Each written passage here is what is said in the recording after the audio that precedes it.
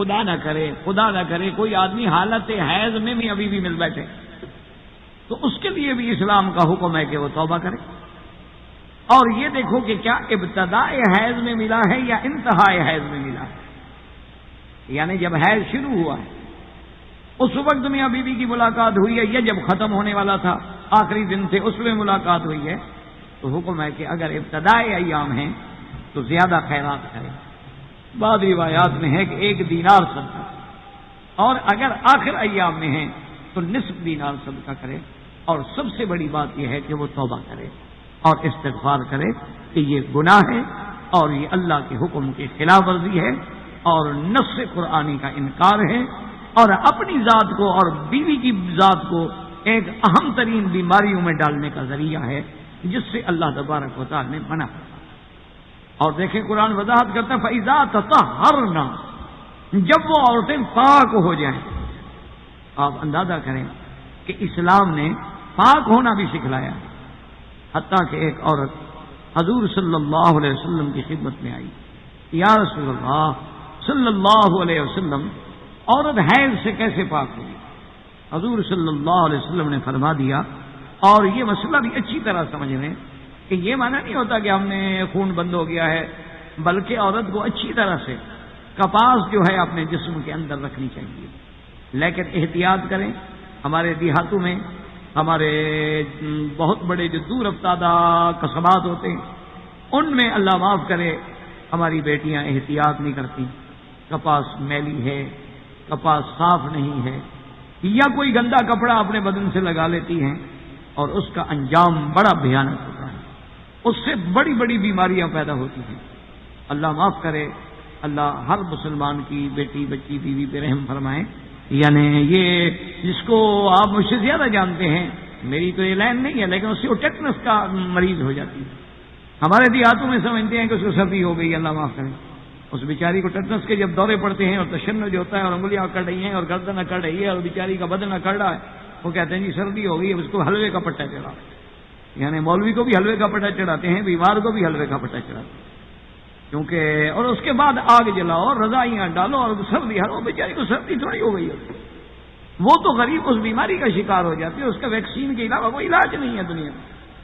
تو اس کا سب سے بڑا سبب جو ہے ایام حیض میں غلط کپڑے کا استعمال یا ولادت کے بعد غلط کپڑے کا استعمال. کہ احتیاط نہیں کرتی اور سمجھتی ہے کہ خون بھی ناپاک ہے, یہ حیض کے خون ہے اور میں نے تو پھینکنا ہے, تو اس لیے اب میلا کپڑا ہے یا خراب کپڑا ہے یا پرانا کپڑا ہے, خدا نہ خواستہ اس میں جراثیم ہے. تو اس لیے حکم ہے کہ عورت اپنے بدن کے اندر اچھی طرح پاک قسم کی, صاف قسم کی, اور آج کل تو اللہ کا شکر ہے وسائل ہیں, ذرائع ہیں.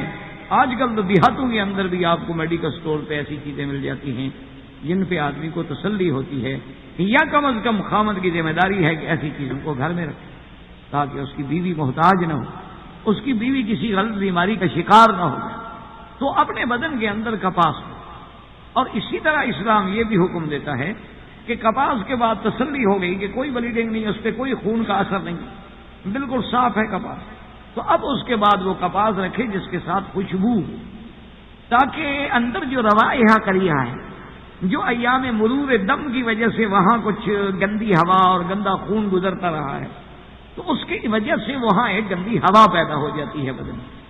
اس کے ازالے کے لیے اسلام کا حکم ہے کہ عورت اپنے جسم کے اندر خوشبو رکھے, لیکن اس میں بھی احتیاط کریں کہ کوئی کیمیکل والی خوشبو نہ ہو, کوئی آج کے پرفیوم نہ ہو, چونکہ ان میں الکوہول ہوتا ہے, ان میں سپرٹ ہوتی ہے, ان میں کیا کیا بلائیں ہوتی ہیں.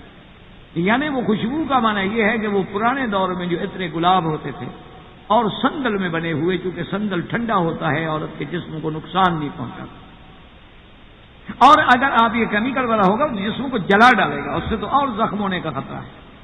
تو اس لیے وہ خوشبو رکھے. اور پھر اس کے بعد اسلام نے نہانے کا بھی طریقہ بتایا ہے کہ عورت کیسے پاک ہوگی. اس لیے یاد رکھ لیں کہ غسل کے اندر 3 چیزیں جو ہیں وہ فرائض میں شمار ہیں, کہ اگر اس میں ایک چیز پر بھی آپ عمل نہیں کریں گے تو وہ فرض ادا ہی نہیں ہوگا, یعنی غسل ہی نہیں ہوگا, چاہے مرد ہو یا عورت. ایک تو اس میں یہ ہوتا ہے کہ منہ بھر کے کلی کرنا. کیا مانا یہ نہیں کہ ایسے بس ہونٹوں کو پانی لگے اور نیچے پھینک دیا, ہونٹوں کو پانی لگے, یہ نہیں کلی ہوتی.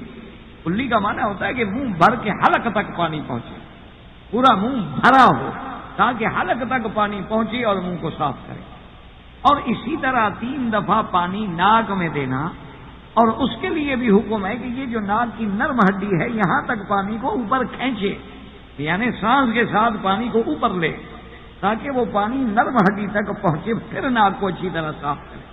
اور اس کے بعد تیسرا فرض غسل میں ہے کہ سارے سر سے لے کر پاؤں تک پورے بدن پہ پانی کا پہنچانا، یعنی کوئی جگہ ایسی نہ رہ جائے جہاں پانی نہ پہنچے. تو اس لیے حکم ہے کہ عورتیں، بعض عورتوں کے بال جو ہیں ماشاءاللہ وہ گہرے ہوتے ہیں، گھنے ہوتے ہیں، بعض عورتوں کے بال جو ہیں دیہات میں جیسے ہوتے ہیں نا، وہ ان کو بیچاریاں وہ بنا دیتی ہیں، گوندتی ہیں، گوندے ہوئے بال ہوتے ہیں اور بڑا کھینچ کھینچ کے گوندے ہوئے ہوتے ہیں. تو اسلام یہ حکم دیتا ہے کہ پانی ہر حال میں ان کی جڑوں کو پہنچے. اگر پانی جڑوں کو نہ پہنچا تو غسل نہیں ہوگا. تو اگر اس کے گوندنے کی وجہ سے پانی نہیں پہنچ سکتا، انگلیاں اچھی طرح وہ بیچاری نہیں چلا سکتی اپنے بالوں میں، تو پھر اس کے لیے کھولنا ہوگا. اور اگر وہ پانی پہنچ رہا ہے تو پھر کھولنے کی کوئی ضرورت نہیں ہے کہ وہ پانی ان کے جڑوں تک بھی پہنچا دے اور پھر پانی سارے بدن پر بھی پہنچا دے اور سارے بالوں پر بھی پہنچا دے. اور اسی طرح ایک مسئلہ یہ بھی سوچ لیں کہ کیا عورت اپنے بالوں کے ساتھ دوسرے بال لگا سکتی ہے؟ تو اس میں اسلام یہ کہتا ہے کہ بعض عورتیں دھوکہ دینے کے لیے کہ اس کے بڑے لمبے بال ہیں تو وہ کچھ بالوں کے بنے ہوئے حصے لے کر اپنے بالوں سے ان کو جوڑ دیتی ہیں اور بال لمبے نظر آتے ہیں. اس کی اسلام اجازت نہیں دیتا. اسلام منع کرتا ہے کہ یہ دھوکہ ہے اور اسلام دھوکہ دینے سے منع کرتا ہے.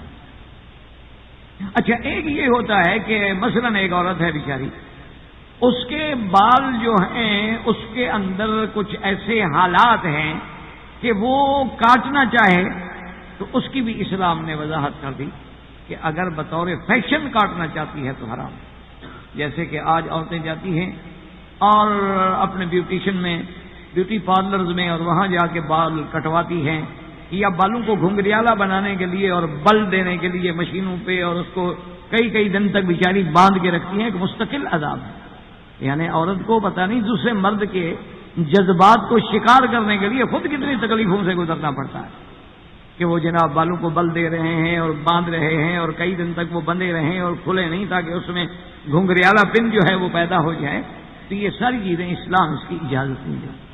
اسلام اس سے منع. ہاں، ایک بات یاد رکھیں کہ بعض اوقات عورتوں کے بال جو ہیں وہ 2 شاخہ ہو جاتے ہیں. 2 شاخہ ہونے کا معنی یہ ہے کہ جہاں بال کی انتہا ہے اس بال کے 2 رخ بن جاتے ہیں. اب وہ بال بڑھتے نہیں ہیں. تو اس کا علاج یہ ہوتا ہے کہ وہ عورتیں جو ہیں ان بالوں کو، سروں کو کاٹ دیتی ہیں تاکہ بالوں کی نشو و نما جو ہے شروع ہو سکے. یہ جائز ہے اسلام میں، اس سے اسلام منع نہیں کرتا. اسی طرح اگر کسی عورت کے چہرے پہ بال نکل آئے، بعض عورتوں کے چہروں پہ بال آ جاتے ہیں تو ان بالوں کا ازالہ کرنا بھی شریعت منع نہیں کرتی. اسی طرح بعض عورتوں کی مونچھ اور داڑھی کے بال بھی نکل آتے ہیں تو ان کا ازالہ کرنا یا ان کو ہمیشہ کے لیے لیزر سے ختم کروا دینا، اس سے بھی اسلام منع نہیں کرتا ہے. اس کے لیے وہ بال ہٹانا جو ہے وہ جائز اور کوئی منع نہیں. اچھا، اسی طرح بعض عورتوں کی پنڈلیوں پہ اور زیادہ بال ہوتے ہیں، اگر وہ ان کا ازالہ کرنا چاہے تو اسلام اس کی بھی اجازت دیتا ہے. اسلام اس سے بھی منع نہیں کرتا ہے. اسلام صرف یہ کہتا ہے کہ کوئی ایسا کام نہ کرو کہ تشبہ بالکفار ہو جائے. کوئی ایسا کام نہ کرو جس میں دوسرے کے لیے دھوکہ ہو. کوئی ایسا کام نہ کرو جس کے لیے فریب ہو. ہاں، ایک ضرورت ہے. اچھا، مثلا ایک بچی ہے، اللہ نہ کرے اس بیچاری کے بال نہیں ہوتے یا بال اتنے چھوٹے ہوتے ہیں کہ وہ گنجی نظر آتی ہے غریب. ایسے حالات ہوتے ہیں. بعض ہارمونل کہنے پریشانی کی وجہ پر یا بعض وٹامن کی کمی کی وجہ پر بعض بچے ہوں یا بچیاں ہوں ان کے بال جو ہیں وہ بڑھتے نہیں، تو ان کو اگر وگ لگانی پڑ جائے تو اس کا بھی اسلام نے باقاعدہ احکام بیان کیے ہیں. یا تم اس کی پلاسٹک سرجری کرانا چاہتی ہو تو اس سرجری کی بھی اسلام اجازت دیتا ہے، لیکن اس میں شرط یہ ہے کہ کسی انسان کے بال نہ لگواؤ، کیونکہ جو انسانی بال ہیں ان کو دوسری جگہ لگانا منع کیا ہے اسلام. ہاں، اگر تم اس پلاسٹک سرجری سے تم اپنے بال جو ہے لگا رہی ہو لیکن وہ بال مصنوعی ہیں، بنائے ہوئے بال ہیں، تو کوئی حرج نہیں ہے، وہ آپ لگا سکتے. لیکن اس میں بھی اسلام یہ حکم دیتا ہے کہ کیا وہ بال جو لگائے جا رہے ہیں وہ فکس ہیں، وہ ہمیشہ اندر جڑے رہیں گے، ان کو نکالا نہیں جائے گا، تو پھر اس پہ مسح کرنا بھی جائز ہے، غسل کرنا بھی جائز ہے، اسی پہ پانی بہانا بھی جائز ہے. اور اگر وہ بال آپ نے ایسے لگائے ہیں جیسے آج کل جدید قسم کے وگ آ گئے ہیں، پتہ بھی نہیں لگتا ہے پہنے ہوئے، لیکن وہ اتاری جا سکتی ہے، تو پھر آپ کو مسح کے وقت میں وہ وگ جو ہے اتارنی ہوگی، غسل کے وقت میں وہ وگ جو ہے اتارنی ہوگی، پھر آپ کو غسل صحیح ہوگا، ورنہ آپ کا غسل جو ہے وہ صحیح نہیں ہوگا۔ تو اسلام دیکھیں ہمیں، اور آج بعض میری بیٹیاں اور بہنیں صرف فیشن کی یعنی اتنی نظر ہو گئی ہیں کہ وہ بیچاری بڑے بڑے پیسے خرچ کر کے اپنے بالوں کی سیٹنگ کراتی ہیں۔ اب ان کو میاں بیوی ملے غسل کرنا ہے تو وہ پلاسٹک کا کیپ بالوں پہ چڑھا دیتی ہیں تاکہ میرے بال خراب نہ ہوں، اور باقی بدن پہ پانی بہا دیتی ہیں تو وہ غسل نہیں ہوگا۔ وہ عورت اسی طرح حالت جنابت میں شمار ہوگی، اسی حالت میں ناپاک شمار ہوگی جب تک کہ اس کے تمام بالوں میں پانی نہ پہنچے۔ اسی لیے ایک صحابی نے سیدنا علی رضی اللہ تعالیٰ عنہ سے پوچھا کہ حضرت علی، جب بھی ہم آپ کو دیکھتے ہیں آپ بالکل گنجے ہوتے ہیں، اس طرح پھروائے رکھتے ہیں، خیریت تو ہے؟ آپ کے بال اچھے نہیں، کیا بات؟ حضرت علی نے فرمایا خدا کے بندے میرے بال تو بہت خوبصورت ہیں، لیکن میں نے حضور پاک سے سنا تھا کہ تحت کل شعرۃ جنابۃ، کہ بال کے نیچے جنابت ہوتی ہے، جب تک پانی نہیں پہنچے گا تو جنابت سے پاک نہیں ہوں گے۔ فآدیت راسی، میں تو بھائی اپنے سر کا دشمن بن گیا، میں تو اب ہر ہفتے میں اس طرح پھروا دیتا ہوں کہ نہ ہوں گے نہ جھگڑا پڑے گا، میرے غسل میں تو فرق نہ آئے، ایسا نہ ہو کہ جب غسل نہیں ہوگا تو نماز نہیں ہوگی، مسا نہیں ہوگا تو نماز نہیں ہوگی، تو میں بلا وجہ ایک شوق کے لیے اپنے آپ کو پریشانی میں مبتلا کر دوں۔ تو بہرحال لیکن اسلام بال رکھنے کی اجازت دیتا ہے، اور سرکار دو عالم نے ساری زندگی بال رکھے ہیں۔ حضور پاک نے تو صرف حجۃ الوداع پہ اس طرح پھروایا یا عمرے میں اس طرح پھروایا ہے، ورنہ تو حضور پاک صلی اللہ علیہ وسلم کو بال رکھنا محبوب ہے۔ اور عورت کے بال تو اتنے محبوب ہیں کہ آپ اندازہ کریں کہ مرد کے لیے تو افضل ہے عمرہ ہو یا حج ہو، فارغ ہونے کے بعد سر پہ اس طرح پھروائے، لیکن اسلام عورت کو اس کے بالوں کی اتنی اہمیت ہے، اتنی عزت ہے، اتنی احترام ہے کہ عورت جو ہے صرف اپنے بالوں کو اکٹھا کر کے آخر میں ایک بور کے برابر کاٹ دے، لیکن اس کو سارے بال کٹوانے کی یا چوتھا حصہ بالا کٹوانے کی اجازت نہیں ہے۔ تو اب اسلام ہمیں حکم دیتا ہے کہ ہم حیض سے کیسے پاک ہوں۔ تو لہذا ایک تو یہ ہے کہ وہ اپنے بدن میں کپاس رکھے، اپنے بدن میں خوشبو رکھے، اور یہاں عرب میں تو ایک بڑا اچھا رواج ہے، اگر ہم چاہیں تو ہمارے لیے بھی کوئی مشکل بات نہیں ہے کہ اصل یہ ساری چیزیں تو ہمارے ہند سے آتی ہیں، عود ہو، اگر ہو، یہ خوشبویات ہوں، یہ اصل جو ہیں یہ تو ہمارے ملکوں سے آتی ہیں یہ چیزیں، لیکن اس کا استعمال الحمدللہ عرب کرتے ہیں، ہمیں عطر سے محبت ہی نہیں رہی۔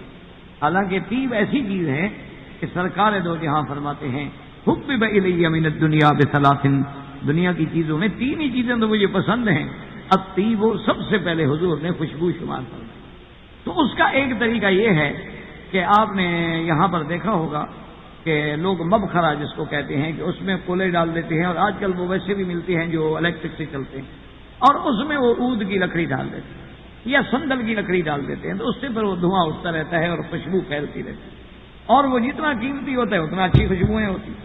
تو اس کو بھی علماء نے لکھا ہے کہ کوئی عورت اگر اس کا استعمال کرے کہ بھی وہ اس خوشبو کو، اس دھوئیں کو کپڑا اپنے اوپر لے کر کھڑی ہو جائے تاکہ پورے بدن میں خوشبو آئے، اس کے فائدہ یہ ہوگا کہ اس کی بیماریوں سے بچے گی، وہ اپنے بدن کے امراض سے بچے گی، اور اپنے بدن کے روایات کریہہ سے بچے گی۔ تو اب اس کے بعد جناب عورت جب غسل کرنا چاہے تو سب سے پہلے یاد رکھیں کہ جب میری بیٹی، میری بہن غسل میں حمام میں جائیں، ایک تو احتیاط کیا کریں۔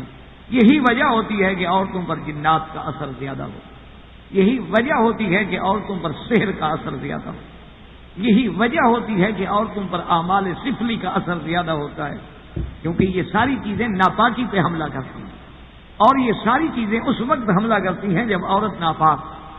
اس لیے عورت احتیاط رکھے اور اپنے حمام کو بند رکھے تاکہ اس کے بدن پر بلا ضرورت کسی عورت کی نظر پڑنا بھی حرام ہے۔ یہ نہیں ہے کہ بھی عورت کو دیکھتی رہے، یہ بالکل منع ہے اور یہ شریعت کے خلاف ہے۔ عورت کا بدن جو ہے اللہ نے اتنا عزت دی ہے اس کو کہ ماں سوائے شوہر کے، اور شوہر کے لیے ماں سوائے بیوی کے، ناف سے لے کر اس کا جو حصہ سے سر سے لے کر پاؤں تک بدن کھولنا جو ہے وہ کسی کے لیے جائز نہیں ہے۔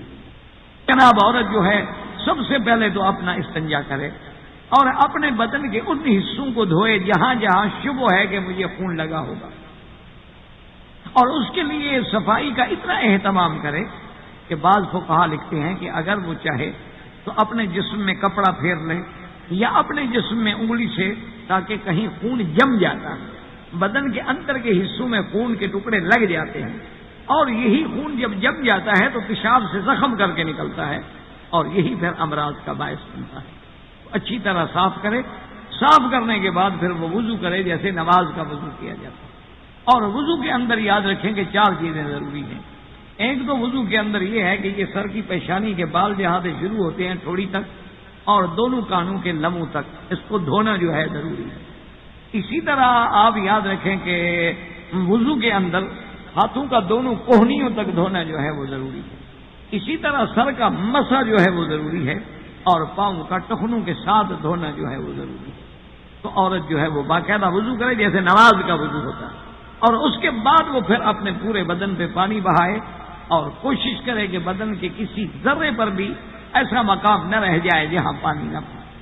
اور اسی طرح خاص طور پہ میری بیٹیاں ان باتوں کا خصوصی خیال رکھیں کہ بعض اوقات ان کے ہاتھ میں انگوٹھیاں ہوتی ہیں یا بعض اوقات ان کے ہاتھ میں رنگ ہوتے ہیں، اور بعض بیٹیاں جو ہیں یہ تو جی میری منگنی کا رنگ ہے اور مجھے وہ خطیب نے پہلایا تھا، وہ تو اس کو تو اتارنا نعوذ باللہ اس کے لیے یعنی بدشگونی ہے، وہ انگوٹھی میں خاوند کی انگوٹھی اتار دوں۔ تو اگر وہ انگوٹھی ہے تو اس کو ہلائے تاکہ اس کے نیچے پانی پہنچے۔ نہیں اتارنا چاہتی ہے نہ اتارے، لیکن اس کو حرکت دے تاکہ اس کے نیچے کا حصہ جو ہے ایسا نہ ہو کہ وہ خشک رہ جائے۔ اچھا 1 منٹ کے لیے عورت نے غسل کر لیا، بعد میں خیال آیا کہ میں نے تو انگوٹھی کو نہیں ہلایا تھا، تو اب یہ نہیں کہ دوبارہ غسل کریں بلکہ اسی جگہ کو تھوڑا سا ہلا کے پانی پہنچا دیں۔ اسلام یہ نہیں کہتا ہے کہ اب دوبارہ غسل کریں۔ اچھا اس کو خیال آیا کہ ہاں میرے ہاتھ میں تو کنگن بڑا ٹائٹ تھا، ہو سکتا ہے اس میں نیچے پانی نہ پہنچا، تو اسی کو اسی وقت ہلا کے صرف پانی پہنچا دیں، دوبارہ غسل کرنے کی اس کو کوئی ضرورت نہیں ہوتی۔ تو اسلام نے اس کے لیے ایک راحت کا انتظام بھی کیا ہے کہ فوری طور پر عورت اور غسل جنابت میں اسلام یہ بھی حکم دیتا ہے کہ نفاس میں حیض کی مدت جو ہے کم از کم 3 دن اور زیادہ سے زیادہ 10 دن، 10 دن کے بعد بھی اگر خون آ رہا ہے تو یہ بیماری ہوگی، استحاضہ ہوگا، یہ حیض نہیں ہوگا۔ استحاضہ کا معنی کیا ہوتا ہے کہ عورت غسل کرے، نماز پڑھے، روزہ رکھے، اس میں منع نہیں ہے، لیکن حیض کے دنوں میں نہ نماز پڑھ سکتی ہے، نہ روزہ رکھ سکتی ہے، نہ اپنے خاوند سے مل سکتی ہے، اور نہ بلا ضرورت تلاوت قرآن کرے، اور نہ قرآن کو چھوئے اور نہ قرآن کو ہاتھ لگائے۔ اور جب عورت نے غسل کر لیا اس سے تو پاک ہو گئی۔ پاک ہونے کے بعد اللہ نے فرمایا فاتوہن من حیث امرکم اللہ، اب اگر میاں بیوی ملیں تو ان کو اجازت ہے، اور میاں بیوی کے ملنے کے لیے بھی صرف ایک پابندی ہے کہ کوئی خاوند اپنی بیوی کے ساتھ غیر وضع فطری کام نہیں کر سکتا۔ اما صحیح کام جو ہے، اس لیے حضور نے فرمایا کہ فی سمام واحد، لیکن یہ اس کا حق ہے کہ وہ اس کی جو شکل اختیار کرے اس کو اجازت ہے۔ اور میاں بیوی کا آپس میں کھیلنا، میاں بیوی کا آپس میں ملنا، میاں بیوی کا آپس میں ملاعبت کرنا، میاں بیوی کا آپس میں مداعبت کرنا، میاں بیوی کا ایک دوسرے کی زبان چوس کے لعاب لینا، یہ سب چیزیں سنت میں موجود ہیں۔ یہ سب چیزوں کا حدیث رسول میں حکم موجود ہے۔ حتیٰ کہ ایک صحابی سے حضور نے پوچھا کہ تم نے کیوں اسی شاہ؟ اس نے کہا حضور میں نے بیوہ عورت ہے۔ اچھا لیکن اگر تم تمہاری لڑکی سے شادی کرتے تو اچھا تھا، وہ تمہارا لعاب چوستی، تم اس کا لعاب چوستے۔ تو تم نے کہا حضور میری بہنیں ہیں، وہ بیچاری گھر میں بیٹھی ہیں، میں ایک اور نوجوان لڑکی لے آتا تو میرے بہنوں کی حفاظت کون کرتا؟ تو حضور نے بڑی دعا دی۔ حضور صلی اللہ علیہ وسلم بڑے خوش ہوئے کہ تم نے اپنے جذبات کی قربانی دی لیکن اپنے بہنوں کا خیال رکھا، تم نے اپنی جوانی کا خیال نہیں کیا۔ اور ہر آدمی چاہتا ہے کہ میں جوان لڑکی سے شادی کروں، اور لیکن تم نے اپنی بہنوں کا اور اپنی بہنوں کی مستقبل کا، ان کے تحفظ کے لیے ایک بیوہ عورت سے شادی کرنا قبول کر لیا ہے۔ تو اسلام نے ہمیں یہ حکم دیا۔ اب اسی طرح ایک مسئلہ ہے نفاس۔ نفاس کی بات سمجھیں، نفاس کہتے ہیں ولادت کے بعد جو خون آتا ہے اس کو نفاس کہا جاتا ہے، یعنی عورت کے ہاں جب بچہ پیدا ہوتا ہے تو اس کے بعد جو خون ہے وہ نفاس۔ لیکن اس میں ایک بات یاد رکھ لیں کہ ہمارے ہاں ایک بڑی غلط العوام بات ہو گئی ہے، یا جسے غلط العام بھی آپ کہہ سکتے ہیں، کہ ہر آدمی عام طور پر الا علم والے تو علم والے ہیں، لیکن عام لوگ جو ہیں وہ یہ سمجھتے ہیں کہ اگر عورت کے ہاں بچہ پیدا ہو تو 40 دن کے بعد عورت پاک ہوگی، اور دیہاتوں میں تو یہ بات یعنی ایسی ہے، اللہ معاف فرمائے کہ جیسے 2 اور 2 4 ہوتے ہیں، جی عورت کا چلے میں ہے، عورت چلے میں ہے، عورت چلے میں، ابھی چلا نہیں گزرا، چلا نہیں گزرا. یہ جہالت کی بات ہے، یہ بے وقوفی کی بات ہے. اس لیے کہ حیض کی تو کم از کم مدت کتنی تھی؟ 3 دن، اور زیادہ سے زیادہ کتنی تھی؟ 10 دن. لیکن نفاس کی تو مدت ہی نہیں ہے. اسلام نے نفاس کے لیے کوئی مدت نہیں رکھی. کیا مانا؟ اگر ایک عورت کو آج بچہ پیدا ہوا اور 4 گھنٹے کے بعد خون بند ہو گیا، 1 دن کے بعد خون بند ہو گیا، 2 دن کے بعد خون بند ہو گیا، 3 دن کے بعد خون بند ہو گیا، تسلی ہو گئی، یقین ہو گیا کہ بلیڈنگ لی عورت پاک ہو گئی، بس وہ غسل کر سکتی ہے، وہ نماز پڑھ سکتی ہے، وہ روزہ رکھ سکتی ہے، وہ میاں بیوی سے مل سکتی ہے. تو اس لیے نفاس کو 40 دن کا قرار دینا یہ بے وقوفی کی بات ہے. 40 دن کا مسئلہ یہ ہے کہ ولادت کے بعد بلیڈنگ ہو رہی ہے، اب وہ رکا نہیں خون، صبح آ گیا، پھر شام کو تھوڑا سا آ گیا، اچھا 1 دن نہیں آیا، دوسرے دن پھر آ گیا، تو اب اس کو ہم 40 دن تک دیکھیں گے کہ 40 دن جب تک نہیں گزریں گے ہم سمجھیں گے کہ وہ نفاس ہے. اچھا 40 دن کے بعد بھی خون آ رہا ہے تو اب ہم سمجھیں گے کہ استحاضہ ہے، بیماری ہے، وہ نفاس نہیں ہے. یعنی اگر 40 دن گزر گئے لیکن خون بند بھی ہوا تو اس کا معنی یہ ہے کہ بیماری ہے، استحاضہ ہے. پھر عورت غسل کرے گی اور عورت نماز بھی پڑھے گی اور عورت روزہ بھی رکھے گی. اور اسی طرح دیکھیں کہ اسلام نے عورت کے لیے کتنی رعایت کہ اگر ایام حیض میں ہے، مثلا ایک عورت کی 8 دن کی عادت ہے اور روز کی 5 نمازیں ہیں، اس کا مطلب یہ ہے کہ اس کی تو 40 نمازیں قضا ہو گئیں. تو اس لیے اسلام کہتا ہے کہ جو حیض کی وجہ سے نمازیں تمہاری چھوٹ گئی اس کے قضا کی ضرورت ہی نہیں ہے، وہ اللہ نے تمہیں معاف کر دیا. کہ اس لیے کہ گویا کہ وہ تم پہ فرض ہی نہیں ہوئی کیونکہ تم پاک ہی نہیں تھی، وہ تو اللہ نے پاک لوگوں پہ فرض کی ہیں. تو اس لیے اسلام نے یہ حکم دیا ہے. لیکن جہاں تک روزے کا تعلق ہے، کیونکہ روزہ تو سال میں 1 دفعہ آئے گا، سال میں 1 ہی مہینہ ہے رمضان المبارک کا، یعنی عورت کے لیے سال میں 1 دفعہ کے روزے آئیں گے. ہو سکتا ہے 1 روزہ رہ جائے، 2 رہ جائیں، 3 رہ جائیں، 4 رہ جائیں، 8 رہ جائیں، تو اس کے قضا کرنے کا حکم ہے کہ عورت جو ہے وہ اپنے روزے جو اس کے رہ گئے تھے حیض کی وجہ سے ان کو باقاعدہ قضا کرے گی. لیکن اس قضا کی وہ یہ پابند نہیں ہے کہ وہ باقاعدگی سے کہ ترتیب کے ساتھ قضا کرے کہ 8 روزے رہ گئے تو اب 8 دن متواتر روزہ رکھنے. وہ چاہے تو ایک روزہ رکھ لے، وہ چاہے تو 2 روزے رکھ لے، وہ چاہے تو گرمیوں میں روزے نہ رکھے، جب ٹھنڈا موسم آ جائے روزے رکھ لے تاکہ مجھے تکلیف ہی نہ ہو. تو اس کو روزے کی تو قضا کرنی ہوگی، لیکن نماز کی قضا جو ہے عورت کے لیے معاف ہے. اور اسی میں ایک مسئلہ یہ بھی یاد رکھ لیں کہ روزے کی قضا ہے یا کوئی عورت نفلی روزہ رکھنا چاہتی ہے، جیسے مثلا سوموار کا روزہ ہے، جیسے مثلا جمعرات کا روزہ ہے، جیسے مثلا 13، 14، 15 کا روزہ ہے، یا کوئی عورت جو ہے ویسے نفلی روزے رکھتی ہے، تو اس کے لیے بھی اسلام نے حکم دیا ہے کہ عورت اپنے خامن سے اجازت لے کے نفلی روزہ رکھے. کیونکہ ہو سکتا ہے کہ خامن کو ان دنوں کے اندر ہی آنا ہے گھر میں، ان دنوں کے اندر وہ چھٹی پہ آ رہا ہے اور بیگم کہے جی میں تو روزے کے ساتھ ہوں، تو اسلام منع ہے کہ اسلام نفلی روزے میں بغیر خامند کی اجازت کے وہ روزہ نہیں رکھ سکتی، بغیر خامند کی اجازت کے وہ نفلی عبادات میں نہیں اپنے آپ کو صرف کر سکتی.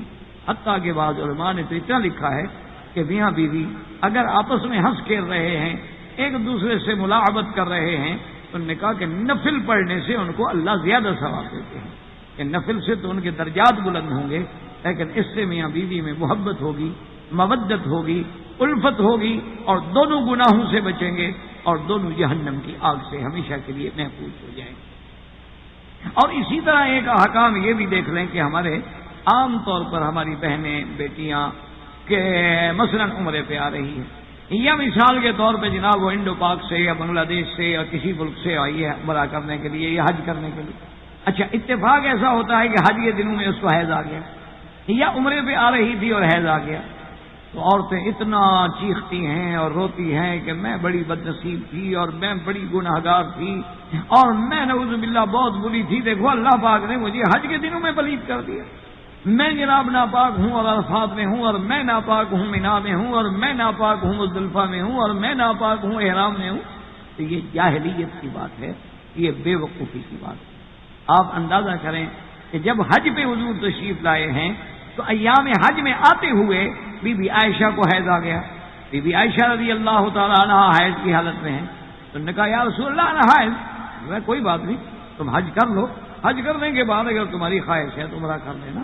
ان اللہ کتب علی بنات آدم ورنہ اگر اللہ چاہتے تو کیا اپنی ازواج مطہرات رسول اللہ کو ان دنوں میں پاک نہیں رکھ سکتے تھے؟ کیا ان کو تکلیف سے روکا نہیں جا سکتا تھا؟ لیکن قیامت تک کے لیے نمونہ بننا تھا حضور کی بیویوں نے، اس لیے جب بی بی آئی ہے حج پہ تو بی بی عائشہ کو حیض آ گیا، جب حضور حج سے جانے لگے تو بی بی صفیہ کو حیض آ گیا، تو اس کے بعد انہوں نے کہا کہ یا رسول اللہ صفیہ حاضر، کہ بی بی صفیہ حیض کی حالت میں ہے، اور فرمایا حابستنا، اور کیا وہ ہمیں روکنے والی ہے؟ طواف زیارت کیا اس نے کہ نہیں کیا؟ انہوں نے کہا سر طواف زیارت تو کر چکی ہے لیکن طواف الوداع نہیں کیا۔ حضور نے فرمایا کہ حیض والی عورت کو طواف الوداع معاف ہے، طواف الوداع کے بغیر وہ جا سکتی ہے لیکن طواف زیارت کے بغیر وہ نہیں جا سکتی ہے۔ تو اسی لیے میرے عزیز ایک مسئلہ سمجھ لیں کہ مثلاً عورت اپنے ملک سے آ رہی تھی اور جب وہ میقات پہ پہنچی، میقات کا کیا معنی ہے کہ اگر آپ بمبئی سے یا دہلی سے یا کراچی سے یا ڈھاکہ سے ہوائی جہاز پہ آ رہے ہیں تو پھر آپ کو احرام اپنے ایئرپورٹ سے باندھنا چاہیے یا جہاز کے اندر آپ کو احرام باندھنا چاہیے۔ تو ایک مسئلہ سمجھ رہے ہیں کہ عورت اگر اس وقت حیض میں ہے تو کوئی حرج نہیں، کوئی منع نہیں، کوئی شریعت اس کو منع نہیں کرتی، وہ عورت غسل کرے، لیکن یہ غسل صفائی کے لیے ہوگا، یہ غسل پاکی کے لیے نہیں ہوگا۔ غسل کرنے کے بعد باقاعدہ عورت نماز نہیں پڑھے گی اور نیت کرے گی لبیک بے عمرتن لبیک اللہم لبیک لبیک لا شریک لک لبیک۔ اور ساتھ یہ بات بھی سمجھ لیں کہ ہمارے ہاں ایک رواج بن گیا ہے کہ جب عورت احرام باندھتی ہے تو وہ سر پہ ایک سفید قسم کا رومال باندھ دیتی ہے اور وہ سمجھتی ہے میرا احرام ہے، اور اگر یہ کھل گیا تو احرام کھل گیا، تو یہ بالکل بے وقوفی کی بات ہے اور جاہلیت کی بات ہے۔ عورت کے احرام کے لیے کسی کپڑے کی ضرورت نہیں ہوتی، بلکہ جس لباس میں عورت موجود ہے، جو اس کے سر پہ دوپٹہ ہے وہی اس کا کافی ہے، نہ اس کو کپڑا باندھنا۔ اور سب سے بڑی غلطی یہ ہوتی ہے کہ بعض میری بیٹیاں وہ رومال باندھ لیتی ہیں اور اس کے بعد نماز کا وقت ہے تو مسح بھی اس کے اوپر کرتی ہیں، وہ مسح بھی نہیں ہوتا، وضو بھی نہیں ہوتا، نماز بھی نہیں ہوتی، کیونکہ وہ کپڑا تو آپ نے بلا ضرورت باندھا ہوا۔ اگر خدا نہ خواستہ کسی عورت نے اپنے بالوں کو چھپانے کے لیے یا میرے بال بلا وجہ نہ گرے نہ اڑے کپڑا باندھ لیا ہے تو پھر وضو کے وقت میں وضو کے وقت میں اتارنا ہوگا، یا عورت نے پھر غسل کرنا ہے تو اتارنا ہوگا۔ یہ نہیں ہے کہ جی میں نے احرام باندھا ہوا۔ تو حالت حیض میں عورت احرام باندھ سکتی ہے، وہ مکے میں آ سکتی ہے، لیکن مسجد الحرام میں حرم میں داخل نہیں ہو سکتی، مسجد رسول اللہ میں داخل نہیں ہو سکتی، اپنے گھر میں رہے اور جس دن پاک ہو جائے اسی دن غسل کرے، اور غسل سادہ پانی سے اور بغیر خوشبو والے صابن سے غسل کر کے وہ جا کے طواف کرے، صفا مروہ دوڑے اور اپنے بال کٹوا دے، وہ احرام سے فارغ ہو جائے گی۔ تو اس لیے یہ احکام جو ہے عورتوں کے لیے سیکھنا ضروری ہے۔ اور اسی طرح ایک بات یاد رکھیں کہ عورت کا میک اپ یا سنگار کرنا یہ سنت ہے، ضروری ہے۔ اسلام حکم دیتا ہے کہ عورت اپنے گھر میں میلی کچیلی نہ رہے، عورت اپنے گھر میں اجڑے ہوئے لباس میں نہ رہے، تاکہ خامد کو دیکھ کے نفرت پیدا نہ ہو، خامد کو دیکھ کے اس کے دل میں بغض پیدا نہ ہو۔ اور عورت کے بدن سے اب 2 دن غسل نہیں کیا ہے تو اس کے رواہ کریا ہے تو صاف بات ہے کہ خامد کو نفرت پیدا ہوگی۔ اس لیے حکم ہے کہ عورت غسل کرے، عورت اپنے بدن پہ خوشبو لگائے، عورت اچھے سے اچھا کپڑا پہنے۔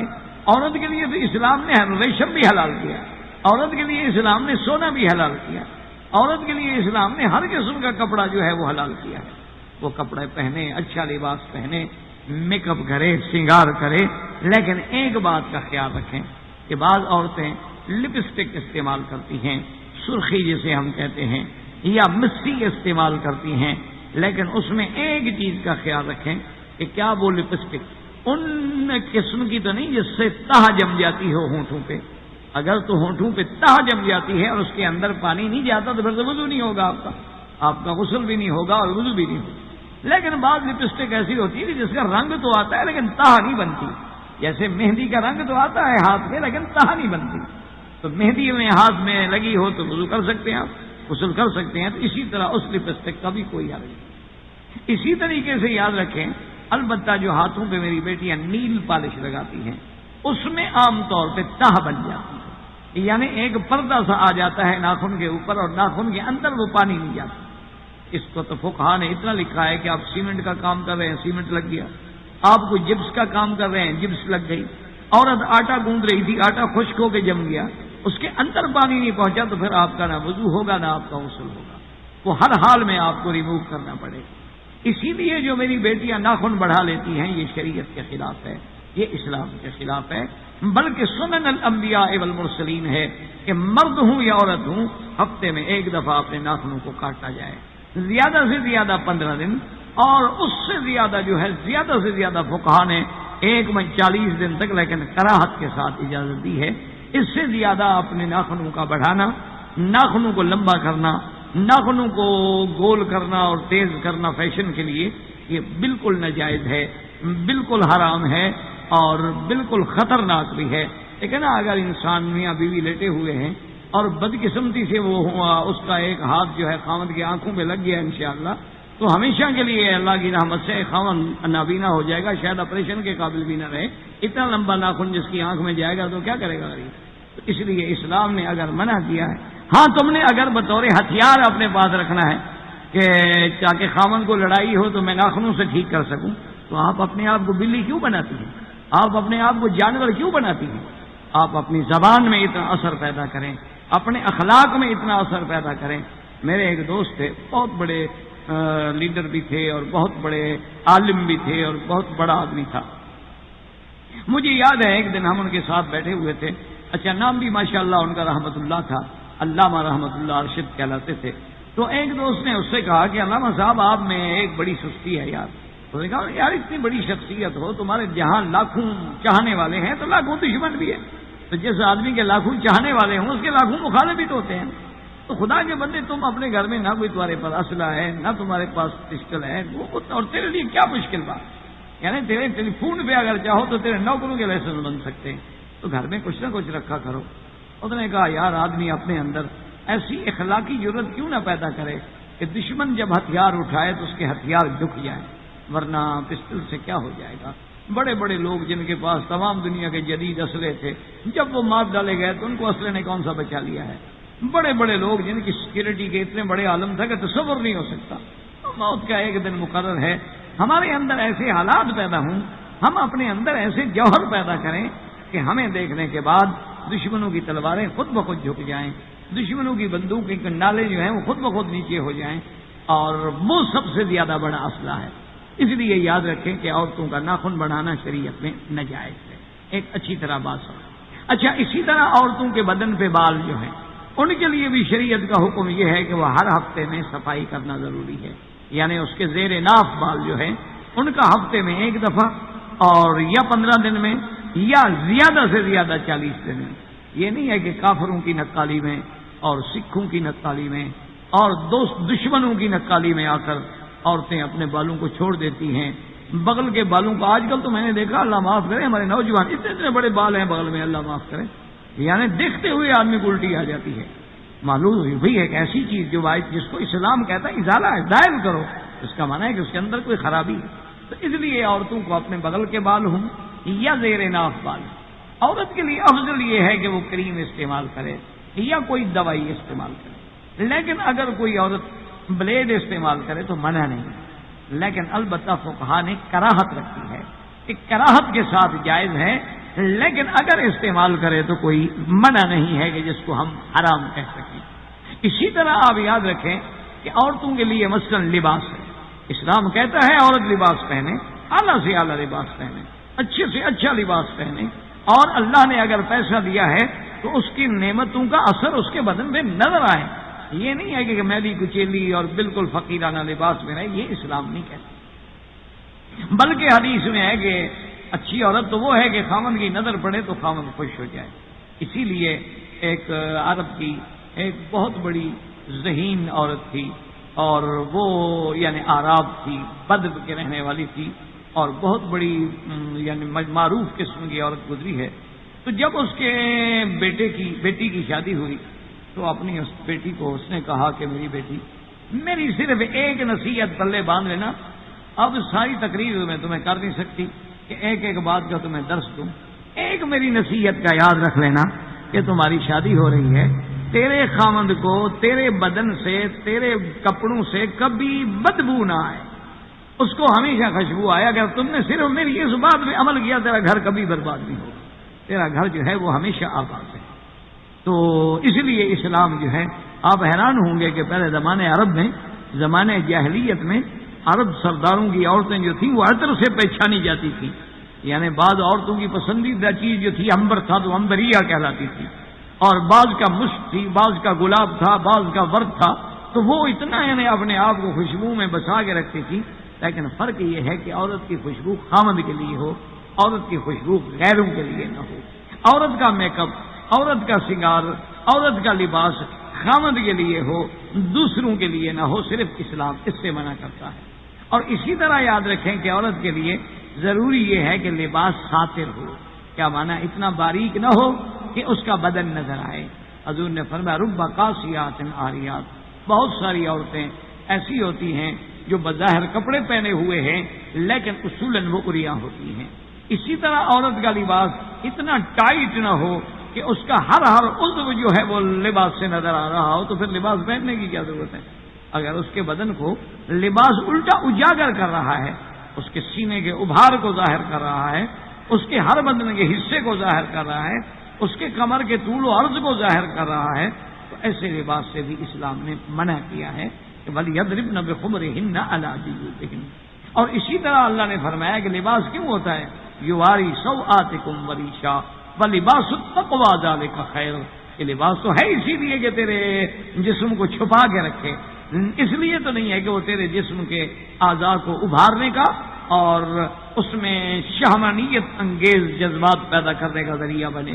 اسی طرح اسلام نے عورت کے لیے یعنی اپنے گھر میں اگر سنگار کرتی ہے اور خامد کا انتظار کرتی ہے، حضور نے فرمایا اس کو اس مجاہد کے برابر ثواب ملے گا جو سرحد پہ گھوڑا باندھ کے مسلمانوں کی حفاظت کے لیے بیٹھا ہوا ہے. کہ اس عورت نے بھی اپنے آپ کو تیار رکھا ہے تاکہ میرا خامن جو ہے وہ گناہوں سے محفوظ رہے، میرا خامن جو ہے وہ جہنم میں جانے سے محفوظ رہے. اس لیے اسلام. اچھا اسی طرح ایک بات یاد رکھیں کہ بعض عورتیں ایک ایسا لباس پہنتی ہیں، مثلا جین کی پینٹ پہن لی، اوپر جو ہے ہاف سلیو کا شرٹ پہن لیا، تو یہ تشبہ بالرجال ہے. اس لیے اللہ نے حرام کیا ہے عورت کے لیے کہ کوئی عورت پینٹ نہیں پہن سکتی، یا کوئی عورت نکر، یا عورت ایسا لباس جو خاص طور پہ مردوں کے لیے ہے اور مردوں کے استعمال میں ہوتا ہے. ایسی عورتوں پہ بھی اللہ نے لعنت بھیجی ہے. المتشبہین والمتشبہات، کہ مرد ایسا لباس پہنے جو عورتوں کا ہے یا عورتیں ایسا لباس پہنے جو مردوں کا ہے، وہ اسلام نے اس پہ لعنت بھیجی ہے اور پابندی لگا دی ہے. ہاں البتہ ایک بات ہے کہ مثلا ایک بعض عورتیں جو ہیں وہ اونچی ایڑی کے جوتے استعمال کرتی ہیں، تو اس کی فقہا نے اجازت لکھی ہے کیونکہ وہ مرد استعمال نہیں کرتے. ایک واضح بات ہے مانا وہ ہوتی ہے عورتوں کے لیے. تو اگر کوئی چیز عورتیں استعمال کرتی ہیں تو اس کے استعمال کرنے میں حرج کوئی نہیں، لیکن اس میں کوئی شک نہیں کہ یہ جتنے نئے فیشن ہیں نا، یعنی ابھی میں چند دن ہوئے نا، ابھی آپ کا جب وہ امریکہ میں اور یورپ میں وہ بجلی کا جب بریک ڈاؤن ہوا، تو اس میں اخباروں میں پڑھ رہا تھا کہ بعض لوگ تھے نا جی 20ویں منزل پہ، بعض تھے 30ویں منزل پہ، بعض تھے 12ویں منزل پہ. اب جن لڑکیوں کے پاؤں میں جناب وہ جوتے تھے نا اونچی ہیل والے، ان کا تو جنازہ نکل گیا، وہاں جلوس نکل گیا بیچاری. کہ اب 20 منزلیں چڑھنا ہو ایڑی والے چوٹی کو اپنے جوتے کے ساتھ، پھر وہ ہاتھ میں پکڑے ہوئے تھے اور جناب جا رہی تھی آرام سے. اور جوتے قیمتی تھے، پھینک بھی نہیں سکتی تھی. جوتے مہنگے ہوں کون پھینکے گا؟ وہ اگر بالی کے ہوں، چرچل کے ہوں، مارکوس کے ہوں تو کون پھینک سکتا ہے؟ تو 800 ریال سے شروع ہوتے ہیں. تو اس کے بعد ہاں اگر یہ عام ہمارے ہوں جیسے ہمارے ملکوں میں چلتے ہیں، یہ تو شاید پھینک بھی دیتی بیچاری، لیکن وہ قیمتی جوتے کیسے پھینک؟ اچھا اس کا ایک نقصان تو یہ ہوا وہ جناب ٹک ٹک کرتے بیچاری جو ہے وہ اوپر چڑھ نہیں سکتی. اچھا جو اوپر تھی وہ اتر نہیں سکتی، اترنے تو شاید گر نہ جائیں، جو کہ وہ تو ایڑی اتنی اونچی ہے جناب، وہ تو پہلے سے اس کا پاؤں. تو یہ سارے فیشن جو ہیں یہ صرف اپنے آپ کو عذاب میں ڈالنے والی چیزیں ہیں، یہ اپنے آپ کو پریشان کرنے والی چیزیں. اچھا اسی طرح انڈو پاک میں ساڑی کا استعمال ہوتا ہے، ساڑیاں بھی استعمال ہوتی ہیں، لیکن اس کے لیے فقہا نے یہ شرط رکھی ہے کہ ساڑی اس طرح نہ باندھی جائے کہ آدھا پیٹ ظاہر ہو، ورنہ اصل تو ساڑی آج کل اسی کو کہا جاتا ہے نا، ورنہ پھر ساڑی باندھنے کا کیا فائدہ؟ آدھی پشت بھی ظاہر ہو اور آدھا پیٹ بھی ظاہر ہو، تب پتہ لگے نا کہ یہ ساڑی والی عورت ہے. ورنہ اگر ساڑی باندھے اور بدن پورا چھپا ہوا ہو تو ساڑی بھی ایک ساتر لباس ہے کہ باقاعدہ سر پہ بھی آئے گی، باقاعدہ پاؤں تک بھی ہوگی. لیکن اگر آپ نے اس کو اس لیے باندھا ہے کہ آپ کا سینہ نظر آئے، آپ کا پیٹ نظر آئے، آپ کی کمر نظر آئے، اور ساڑی اتنی باریک ہے کہ اس کے نیچے جو آپ نے شمیز پہنی ہوئی ہے اس کا رنگ نظر آئے، تو ایسی ساڑی باندھنے کو اسلام منع. اسلام صرف یہ اجازت دیتا ہے کہ آپ کا ہر لباس جو ہے وہ ساتر ہو، بدن کو ڈھانپنے والا ہو، تمہاری عزت کا باعث ہو، تمہاری عظمت کا باعث ہو، تمہارے بدن کی حفاظت کا باعث ہو. تو اسلام نے ان احکام میں عورت کے لیے بہت احکام ہیں اور ان کی بے حد تفصیل ہے. اللہ تبارک و تعالی، اور اس کے لیے میں یہ کہوں گا کہ آج کل اللہ کا شکر ہے بہت ساری کتابیں ہیں، جیسے تحفہ خواتین ہے، تحفہ نساء ہے، اسی طرح بہشتی زیور ہے، اسی طرح اور کئی کتابیں ہیں مختلف علماء کی اور مختلف مسلک کی. یعنی اگر کوئی شافعیہ ہے، اگر کوئی حنفیہ ہے، اگر کوئی مالکیہ ہے، اگر کوئی حنبلی ہے، تو ہر مذہب میں ماشاءاللہ کتابیں ہیں. فقہ الزواج ہے، اور اسی طرح مسائل نساء ہیں، المرأۃ المسلمہ ہے، اسی طرح اور بہت سی بھی کتابیں ہیں. تو بہتر یہ ہوگا کہ ہر عورت کم از کم اپنے گھر میں ان دینی کتابوں کو رکھے اور ان کا تھوڑا تھوڑا مطالعہ کرتی رہے. کبھی 5 منٹ پڑھ لیا، کبھی 10 منٹ پڑھ لیا، تاکہ اس کو پتہ چلے کہ طہارت کیا ہے، اس کو پتہ چلے صلاۃ کیا ہے، اس کو پتہ چلے زکوٰۃ کیا ہے، اور اس کو پتہ چلے کہ لباس کا میرے لیے کیا احکام ہے. اب ہمارے ہاں دیہاتوں میں کانوں میں اتنی بالیاں ہوتی ہیں ماشاءاللہ، اللہ پاک رحمت کرے کہ لائن لگی ہوئی ہوتی ہے. اچھا، وہ بالیاں اتنی تنگ ہوتی ہیں کہ سوراخ میں پانی ہی نہیں جاتا، تو غسل نہیں ہوگا. غسل نہیں ہوگا تو اس کا معنی یہ ہے کہ نہ نماز ہوگی نہ روزہ ہوگا، کیونکہ اللہ تبارک و تعالیٰ بغیر پاکی کے تو نماز قبول ہی نہیں فرماتے، اور بغیر حلال کے اللہ پاک صدقہ قبول نہیں فرماتے. اس لیے ان کے لیے یہ ضروری ہے کہ وہ اہتمام کریں اور اپنے گھروں میں وہ کتابیں رکھیں تاکہ ان کو شریعت کے احکام کا پتہ ہو اور یقین کریں. یہ ابھی قریب میں ایک سیمینار ہوا تھا جس میں تقریباً 40 سے زیادہ ملکوں کے بڑے بڑے عالمی ڈاکٹر جو ہیں، یعنی جو بڑے نامور ڈاکٹر ہیں، جسے آپ کہتے ہیں کہ یہ ماشاءاللہ ورلڈ فیمس قسم کے لوگ ہیں، تو ان کو جمع کیا گیا تھا یہ ایڈز کے خلاف کہ یہ ایڈز کی بیماری پھیل گئی، یہ بیماری ہو گئی، یہ بیماری ہو گئی، یہ گندگی ہو گئی، اسقاط حمل ہو گئے، فلاں ہو گیا، فلاں ہو گیا، فلاں ہو گیا. تو اس کے لیے وہ سیمینار تھا کہ اس کے توڑ کا حل کیا ہو. آپ حیران ہوں گے کہ ان کے تجاویز کا خلاصہ یہ نکلتا ہے کہ جو اسلام نے احکام رکھے ہیں طہارت کے، اگر مرد اور عورت اس پہ عمل کریں تو انشاءاللہ وہ ان بیماریوں سے محفوظ رہیں گے. کہ اسلام کے جو احکام ہیں، اسلام کے جو فرائض ہیں، اسلام میں جو نظافت ہے، اسلام میں جو طہارت ہے، کہ اسلام نے یہ نہیں کہ ہم نے پاک کرنا، ہمارا تو ایمان کا حصہ ہے. ہمارے لیے صرف نظافت نہیں ہے غسل کرنا، ہمارے لیے ہاتھ دھونا صرف نظافت نہیں بلکہ ایمان کا حصہ ہے. تو نظافت جو ہے وہ ایمان سے ہے. حتیٰ کہ مسواک جو ہے اس کے بارے میں حضور نے 2 لفظ فرمائے ہیں اور وہ کتنے جامع ہیں.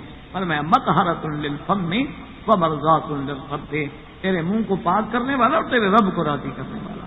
کہ جب تو پاک منہ سے پاک ذات کا نام لے گا تو اللہ راضی ہوگا. اللہ آپ پر بھی مجھ پہ بھی راضی ہو. وآخر دعوانا ان الحمدللہ رب العالمین وصلی اللہ تعالی علی خیر خلقہ سیدنا محمد وعلی آلہ واصحابہ اجمعین.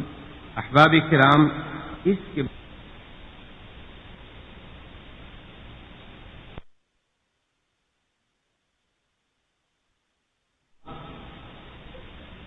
جب وہ اسلام کو نہیں مانتے، قرآن کو نہیں مانتے، جب وہ حضور صلی اللہ علیہ وسلم سرکار دو عالم کی نبوت و رسالت کو نہیں مانتے، تو ان سے ہم ایک عورت کے مقام پہ کیا بات کریں؟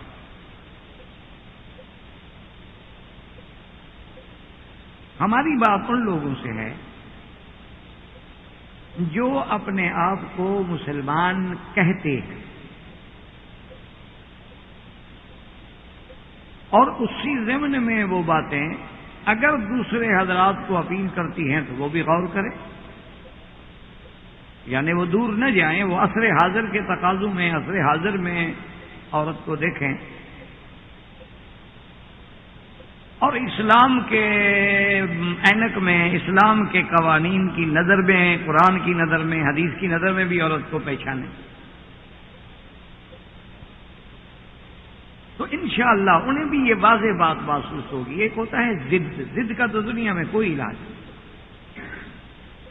ایک مثل مشہور ہے، ایک آدمی نے کہا کہ میں لاہور گیا تھا یا ملتان گیا تھا اور میں نے سب کو جھوٹا کر دیا. لوگ حیران ہوئے بھی ملتان میں یا لاہور میں تو اتنے ہزاروں لوگ رہتے ہوں گے، ایک بندے نے سب کو کیسے جھوٹا کر دیا؟ انہوں نے کہا کہ بھائی تم نے کیسے جھوٹا کر دیا؟ انہوں نے کہا میں کسی کی نہیں مانتا تھا. وہ جو بات کہتے تھے میں کہتا تھا غلط ہے، لہذا سارا ملتان جھوٹا ہو گیا۔ اب اگر دماغ میں یہ بات بیٹھی ہو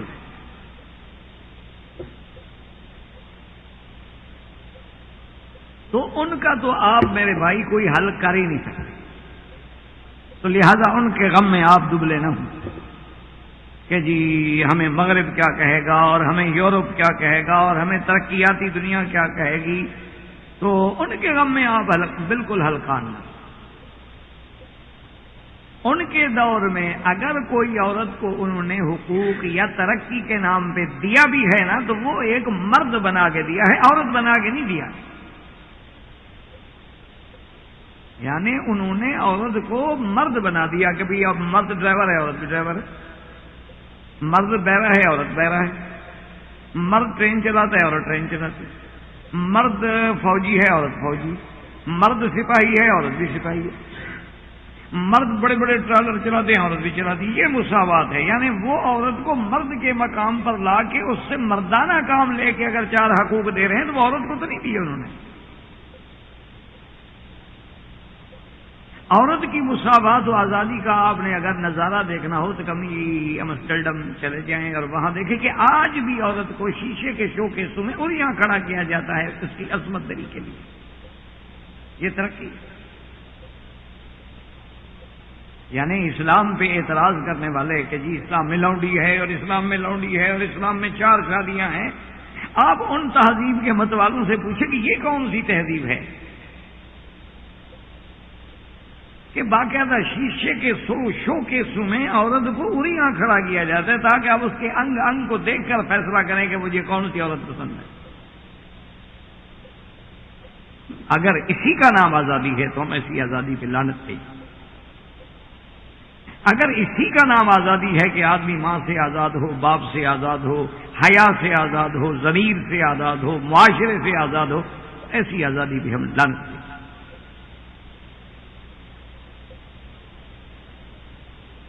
تو اس لیے میں نے عرض کیا تھا کہ اسلام نے دراصل عورت کو اونچا کیا،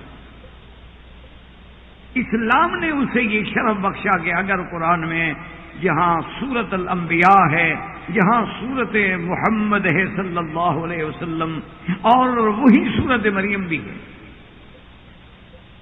اسلام نے اونچا کیا ہے کہ اگر انبیاء کے نقش قدم پہ حج ہوگا، انبیاء کے نقش قدم پہ طواف ہوگا، تو پھر صفا مروہ جو ہے وہ بھی اسماعیل کے دوڑنے کی یاد کو اللہ نے قیامت تک واقع کیا کہ اگر سیدنا ابراہیم علیہ السلام کی قربانی کو سنت بنایا گیا، سنت ابیکم ابراہیم، سیدنا ابراہیم علیہ السلام کے کنکریاں مارنے کو سنت بنا دیا گیا، تو یہ نہیں اسلام نے فرق برتا کہ اسماعیل کو وہ عزت نہ بخشی جائے، اسماعیل کے دوڑنے کو بھی ان الصفا والمروہ من شعائر اللہ، یہ اسلام نے بتایا۔ اسی طرح آپ دیکھیں کہ جس طرح اسلام میں ہم ان ابی بکر رضی اللہ عنہ، اسی طرح ہم جب روایت کریں گے ان عائشہ رضی اللہ عنہ،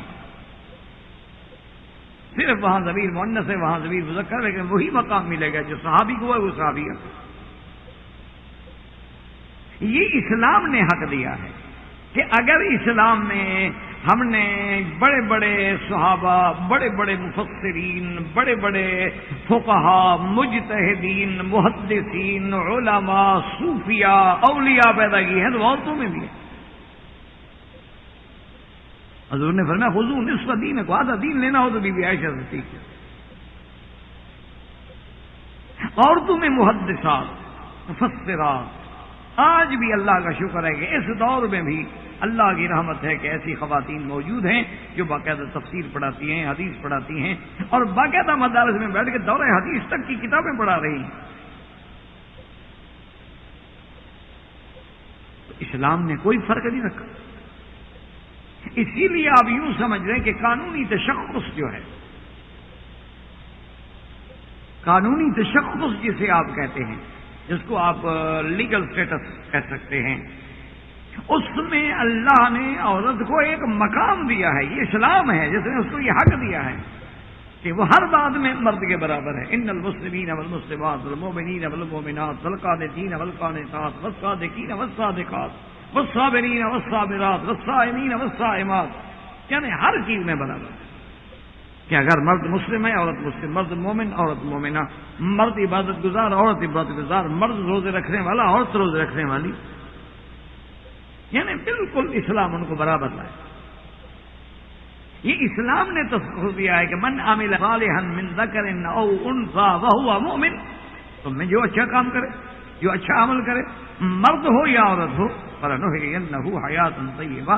اسلام نے یہ فرق نہیں کیا کہ مرد اگر اچھا عمل کرے تو اس کو زیادہ ثواب دے دو، کہ مرد اگر آ کے مسجد الحرام میں نماز پڑھے، حد حرم میں نماز پڑھے، اس کی نماز کا 1 لاکھ ملے اور عورت پڑھے تو نہ ملے، یا اس کو آدھا ملنا، جو مرد کو ملے گا وہی عورت کو ملے گا۔ اسی طرح اسلام نے یہ عورت کو حق دیا ہے کہ وہ اپنی ملکیت رکھ سکتی ہے، عورت اپنی زمین رکھے، اپنا پیسہ رکھے، اپنا بینک اکاؤنٹ رکھے، اور اپنے پیسے کی وہ مالک ہے۔ اچھا شادی بھی ہو گئی، چاہے وہ شوہر کے تابع ہے، لیکن شوہر نے جو عقل مار دی ہے اس کا ملک ہے، شوہر نے جو اس کو زیور ڈالے ہیں اس کا ملک ہو گئے، والدین نے جو اس کو جہیز کی شکل میں دیا وہ عورت کا ملک ہے۔ اچھا باہر کے دوستوں نے آگے جو ہے ہمارے ہاں رواج ہوتے ہیں انڈو پاک میں کہ بھی یہ سلامی کا پیسہ ہے اور یہ فلاں، یہ اس عورت کا ملک ہے۔ تو یہ قانونی تشخص، یہ اس کا حق کہ وہ اپنی جائیداد کی وارث ہے، جائیداد کی مالک ہے۔ اچھا جس طرح ایک مرد مر جائے گا اس کا ورثہ ہے، عورت مر جائے گی اس کا میراث، جس طرح ایک مرد کے لڑکے ہیں لڑکیاں ہیں، اچھا ایک مرد ہے وہ لاوارث ہے، اس کی کوئی اولاد نہیں، نہ بیٹا ہے نہ بیٹی ہے، اسی طرح عورت کے بھی احکام ہیں، کیا اس کی اولاد ہے یا اولاد نہیں ہے؟ تو یہ سارا حق جو ہے اگر آپ انتہائی یعنی بالکل غیر متعصب ہو کے دیکھیں گے تو یہ ساری آزادی دینے والا صرف اسلام ہے۔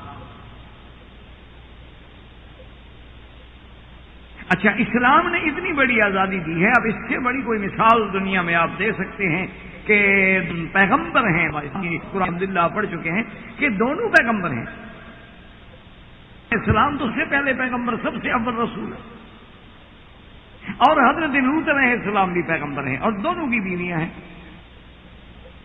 قرآن خانتاہما خیانت، لیکن یاد رکھیں حضرت ابن عباس رضی اللہ تعالی عنہ فرماتے ہیں اور دیگر مفسرین، حضرت ضحاک، حضرت قتادہ، حضرت مجاہد فرماتے ہیں کہ خانتا خیانت جو ہے، اس خیانت کا معنی یہ نہیں کہ ان عورتوں نے کوئی گناہ کیا تھا، اس خیانت کا معنی ہے کہ دین میں خیانت کی، ورنہ ان نے فرمایا کہ اللہ کی یہ نظام ہے کہ اللہ نے پیغمبروں کی بیویاں جو ہیں وہ کافرہ تو ہو سکتی ہیں لیکن فاسقہ فاجرہ نہیں ہو سکتی، وہ گناہ گار نہیں ہو سکتی، کافرہ ہے ٹھیک ہے، اسلام نہیں لے آئی، تو یہ خانتاہما مانا وہ کافرہ تھی۔ اب آپ اندازہ کریں کہ ان کے اعمال سیئہ ہیں، کفر ہے، لیکن پیغمبر نبی ہیں لیکن نہیں بچا سکے، کہ ان کا اپنا ایک حیثیت ہے، ان کا اپنا ایک، یہ نہیں ہے کہ وہ نبی کے چونکہ بیوی بن گئی ہے تو لہٰذا اس لیے بخشی جائے چاہے وہ کافر بھی ہو۔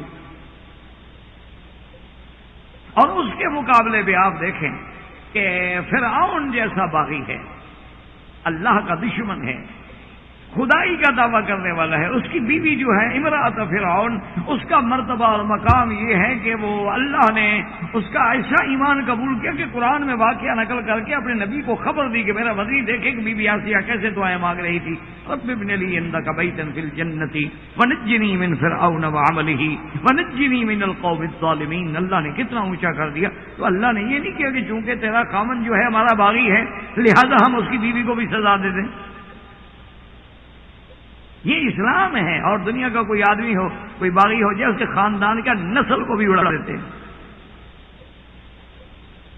جو سب سے بڑے آزادی کے دعوے دار ہیں، اگر اللہ معاف کرے، پہلی بات تو یہ ہے کہ ہم یہ بھی نہیں مانتے کہ کوئی مسلمان ایسا ہو سکتا ہے کہ وہ ایسی حرکتیں کرے، اور اگر 1 ارب 36 کروڑ مسلمانوں میں کوئی 100 یا 200 مسلمان ایسی بات کرے تو ان سارے مسلمانوں کو مٹا دو، یہ عدل ہے؟ یہ انصاف ہے؟ لیکن اسلام دیکھو کہ وہ اللہ کا باغی ہے، اس سے بڑا کوئی باغی ہے کہ خدا کی خدائی میں دعوے دار ہے کہ میں خدا ہوں، انا ربکم الاعلی، اور اللہ کے پیغمبر کو کہتا ہے جادوگر ہے، اللہ کے پیغمبر کو کہتا ہے کہ یہ زمین میں فساد کرنے والا ہے، یہ تمہیں تمہارے دین سے ہٹانے والا ہے۔ دین تو وہ ہے جس میں تم خدا سمجھتے ہو، لیکن اللہ نے بی آسیہ کو اس کے جرم کی کوئی سزا نہیں دی کہ چونکہ تمہارا شوہر کافر تھا لہٰذا تم بھی جہنم میں جاؤ۔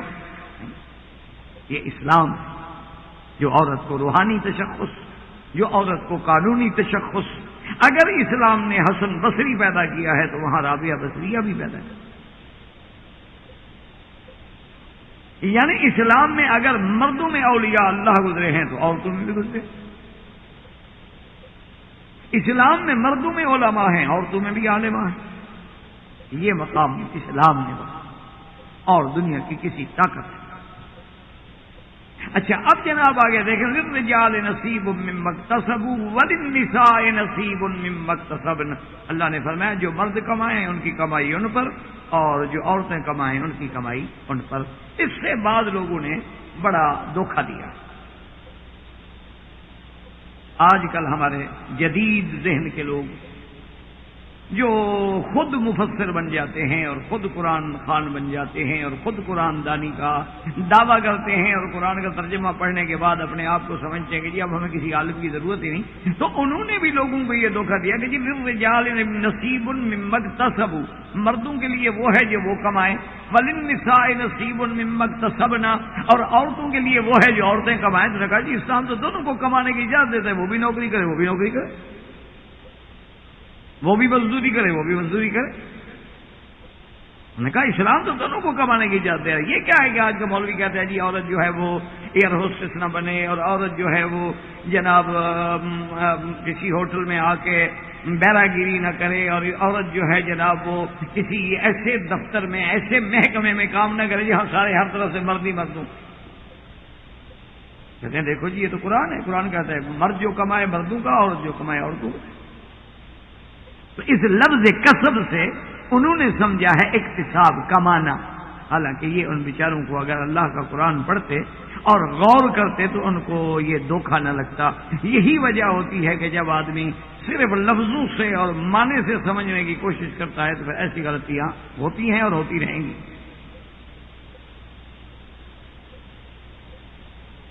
جیسے کہ ایک بہت بڑا معروف آدمی وہ فوت ہو گئے، اب ان کا نام نہیں لینا چاہیے، اللہ ان کی قبر پہ رحمت کرے، کیونکہ جو بھی فوت ہو جائے اس کے لیے آدمی اچھے کلمات کہے، خیر کی بات کہے کہ ان سے اگر غلطیاں بھی ہوئی ہیں ہو سکتا ہے وہ دیانتداری سے غلطی ہوئی۔ انہوں نے بھی یہ کہہ دیا کہ حضرت عیسیٰ علیہ السلام کے رفع کے بارے میں انہوں نے کہا کہ ہاں یہ معاملہ کچھ ایسے ہی ہے کہ پتہ نہیں اٹھائے گئے یا نہیں اٹھائے گئے، یا ان کے درجات کو بلند کر دیا گیا، کیونکہ قرآن کوئی واضح بات نہیں کہہ سکا۔ رفعہ اللہ الیہ کا لفظ ہے تو رفع کا معنی جو ہے درجات کی بلندی بھی ہوتا ہے۔ اب حالانکہ وہ اہل سنت کا آدمی تھا اور بہت بڑا معروف دنیا کا سکالر گزرا ہے، لیکن کتنی بڑی ٹھوکر کھائی، اللہ معاف کرے، کہ دیکھو جی پتہ نہیں عیسیٰ علیہ السلام کا درجہ بلند کر دیا گیا، اور جیسے کہ قرآن میں ہے وَرَفَعْنَاهُ مَكَانًا عَلِيًّا، یا جیسے قرآن میں ہے وَرَفَعْنَا لَكَ ذِكْرَكَ، اللہ نے حضور سے فرمایا کہ ہم نے آپ کا ذکر اونچا کر دیا۔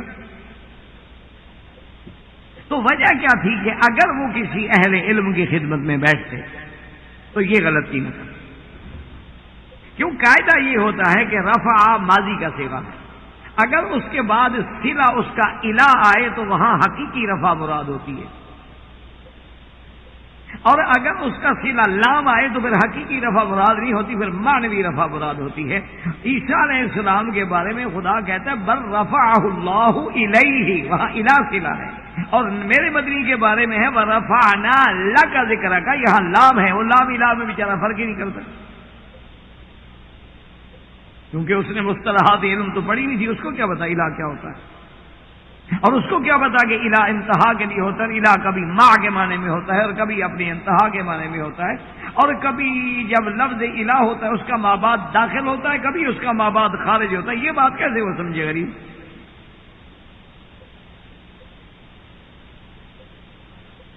اس لیے کہ اس نے مصطلحات کا خیال نہیں کیا.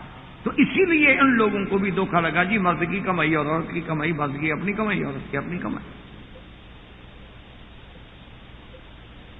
ٹھنڈے دل سے آپ غور کریں کہ ایک عورت کسی ادارے میں ملازم ہے، مثلا آپ جانتے ہیں، عام طور پہ دیکھتے ہیں آپ کے ملک میں ٹریول ایجنٹ جتنی ایجنسیاں ہوتی ہیں اکثر عورتیں، یا آپ جانتے ہیں کہ آج جتنی بڑی بڑی کمپنیاں ہیں وہاں جو ہیں کاؤنٹر پہ، اور وہاں جو ہیں ان کے ٹیلی فون ایکسچینج پہ، اور وہاں ان کی جو پرسنل سیکرٹری ہے، یہ سب عورتیں ہوتی ہیں. اور آپ خود جانتے ہیں کہ جو عورتیں ان معاشروں میں کام کرتی ہیں ان پر اور مرد جو ہیں وہ کیسے بھوکے بھیڑیوں کی طرح نظر ڈالتے ہیں.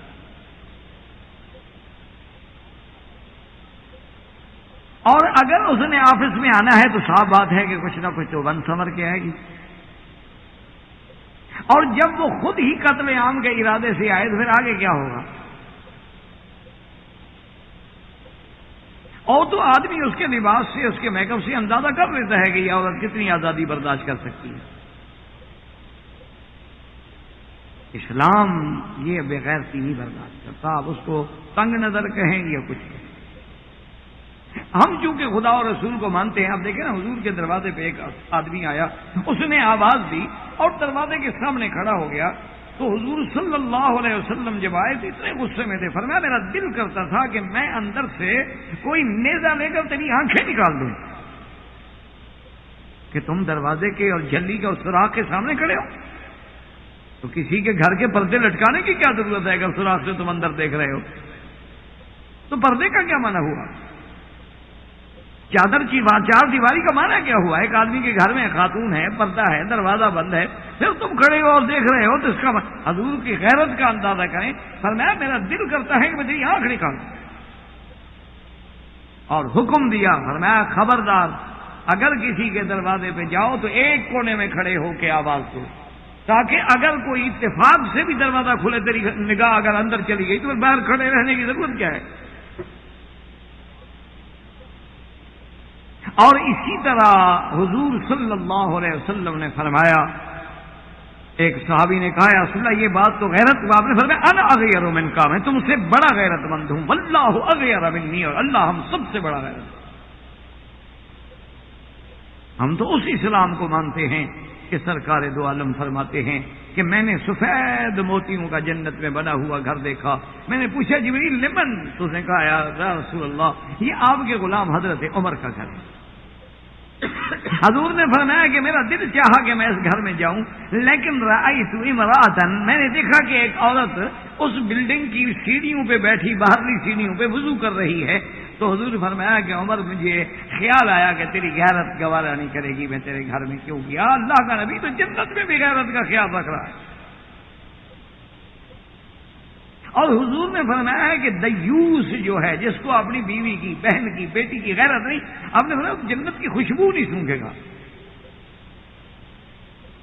اور تم کہو کہ بھئی ایئر ہوسٹس ہو، وہ ہمیں آ کے کھانا پیش کرے، ڈرنکس پیش کرے، اور جناب وہ بڑی مسکان سے اور مسکراہٹ سے اپنے آنے والوں کا استقبال کرے. اسلام اس کو بتا، اسلام اجازت دیتا ہے کام کی، لیکن عورتوں میں کام.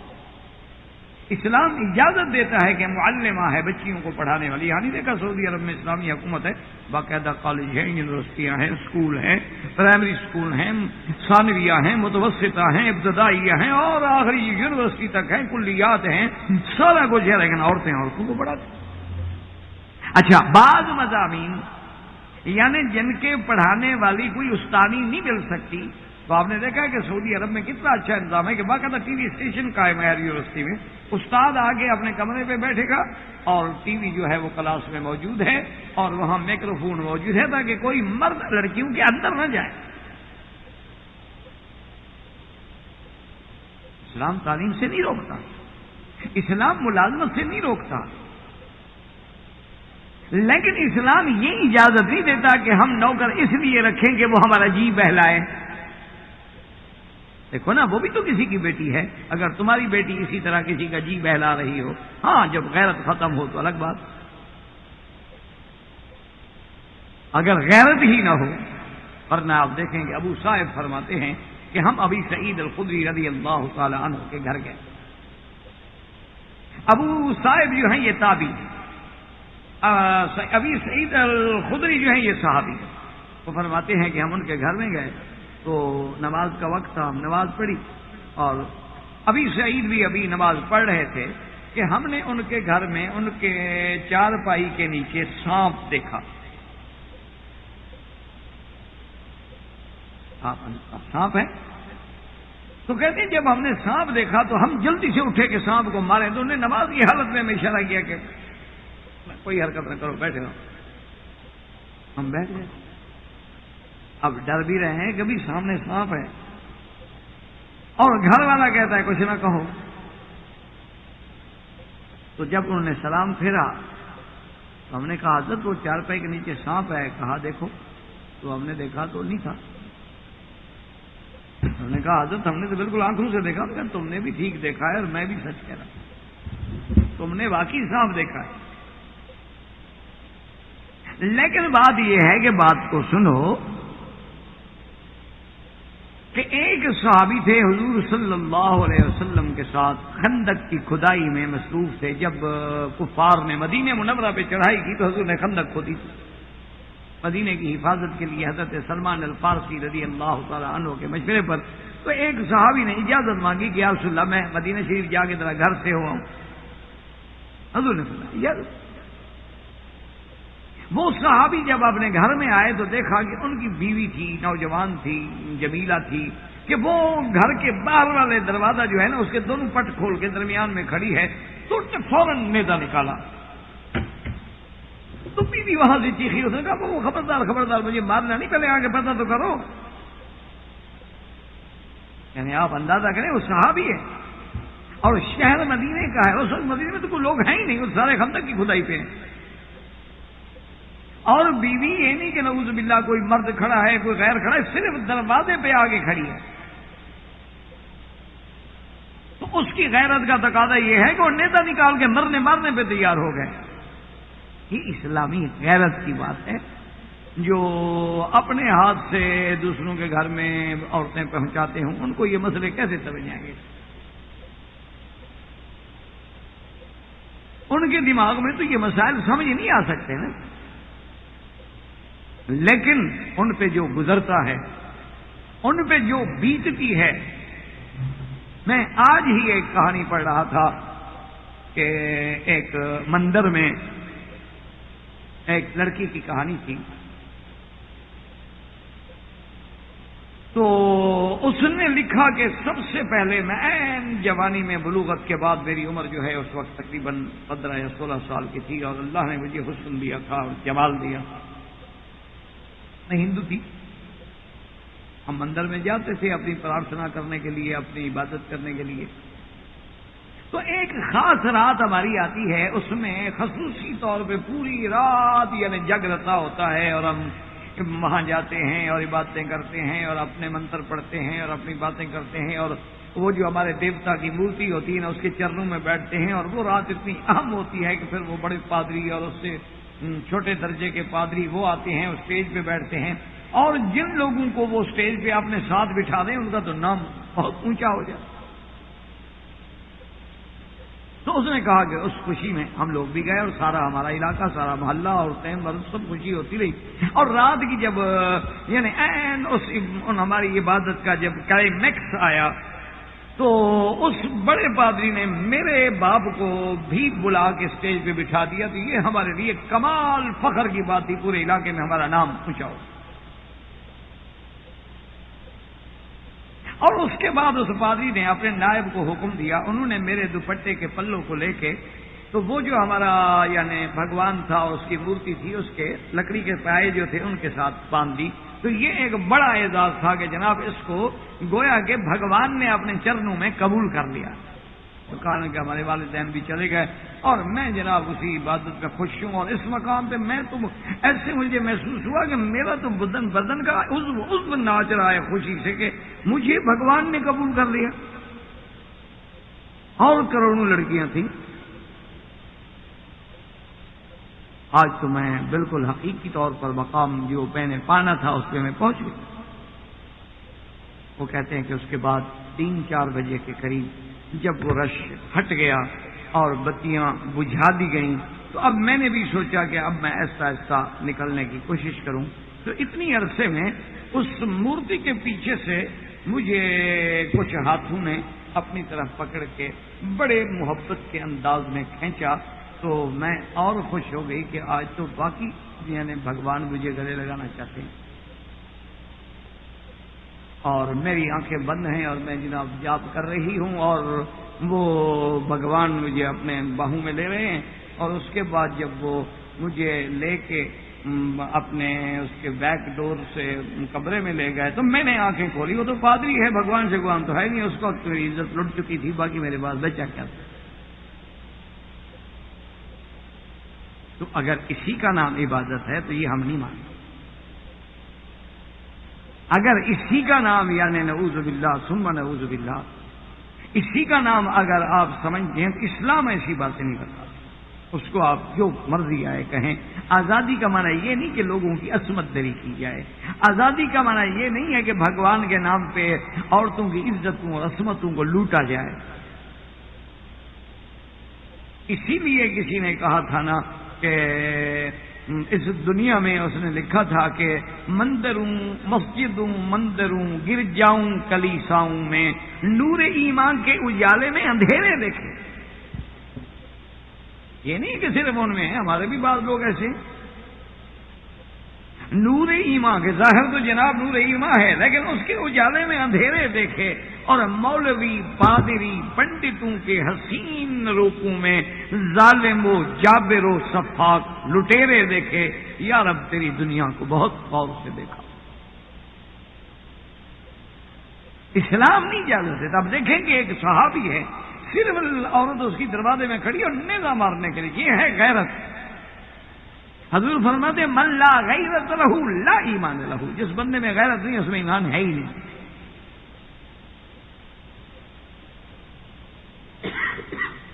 اب تو جناب بیٹا غیر مردوں سے تعارف کراتا ہے کہ شی از مائی مام۔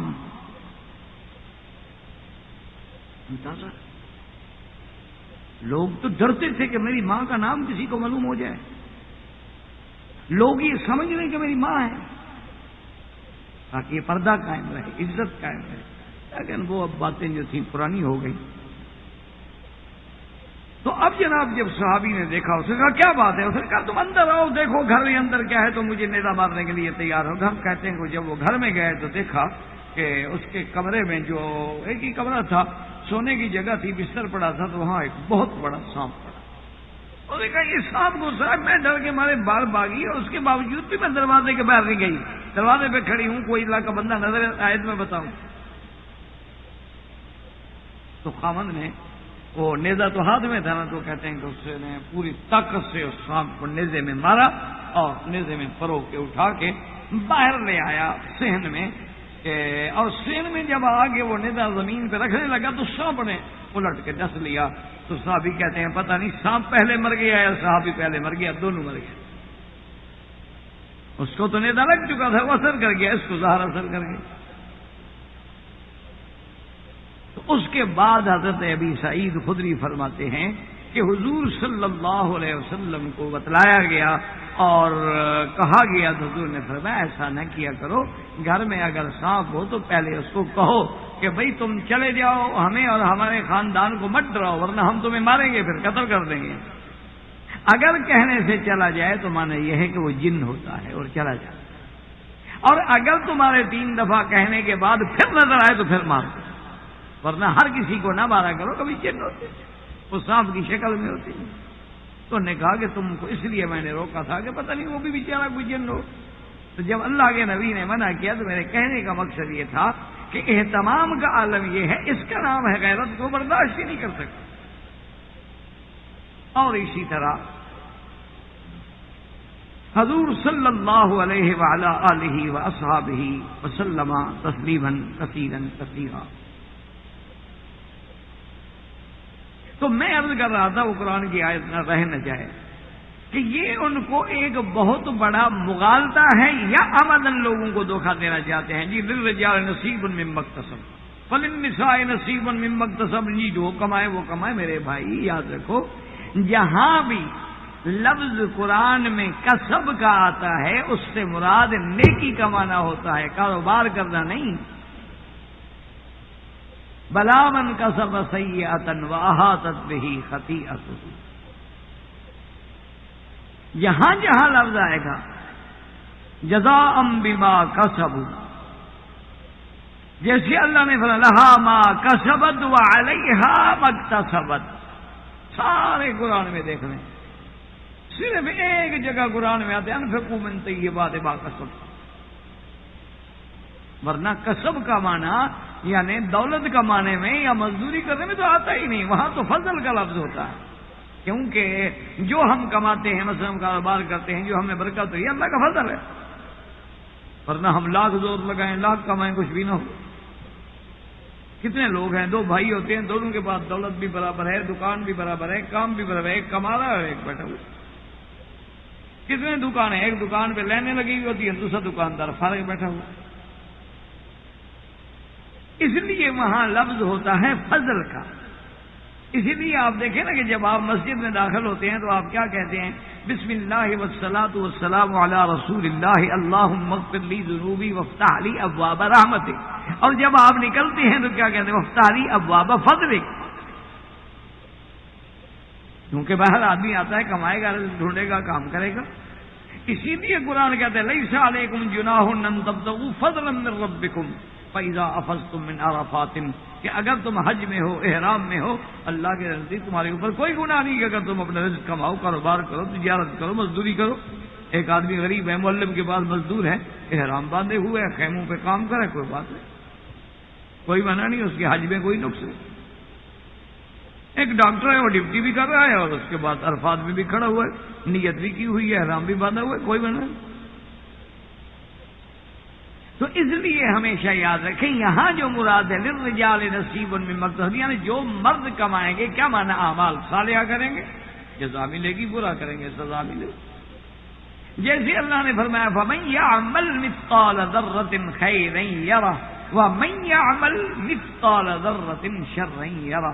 کہ اگر کوئی من یعمل مرد ہے یا اگر عمل خیر کریں گے اس کو بدلہ ملے گا برا کریں گے اس کو جزا ملے گی. تو یہ تشخص جو ہے صرف اسلام نے پھر اسلام نے اس کو یہ عزت بخشی ہے کہ ایک عورت ہے اس کے لیے اللہ نے ایک نظام بنایا ہے کہ اپنے گھروں میں اس کے لیے اللہ نے نظام بنایا ہے کہ اگر باہر نکلنا پڑے کسی مجبوری سے تو یدنین علیہن من جلابیبہن اپنی چادروں کو جیسے جس سے بدن چھپایا اسے آگے چہرے پر بھی ڈال لو تاکہ چہرہ بھی چھپ جائے.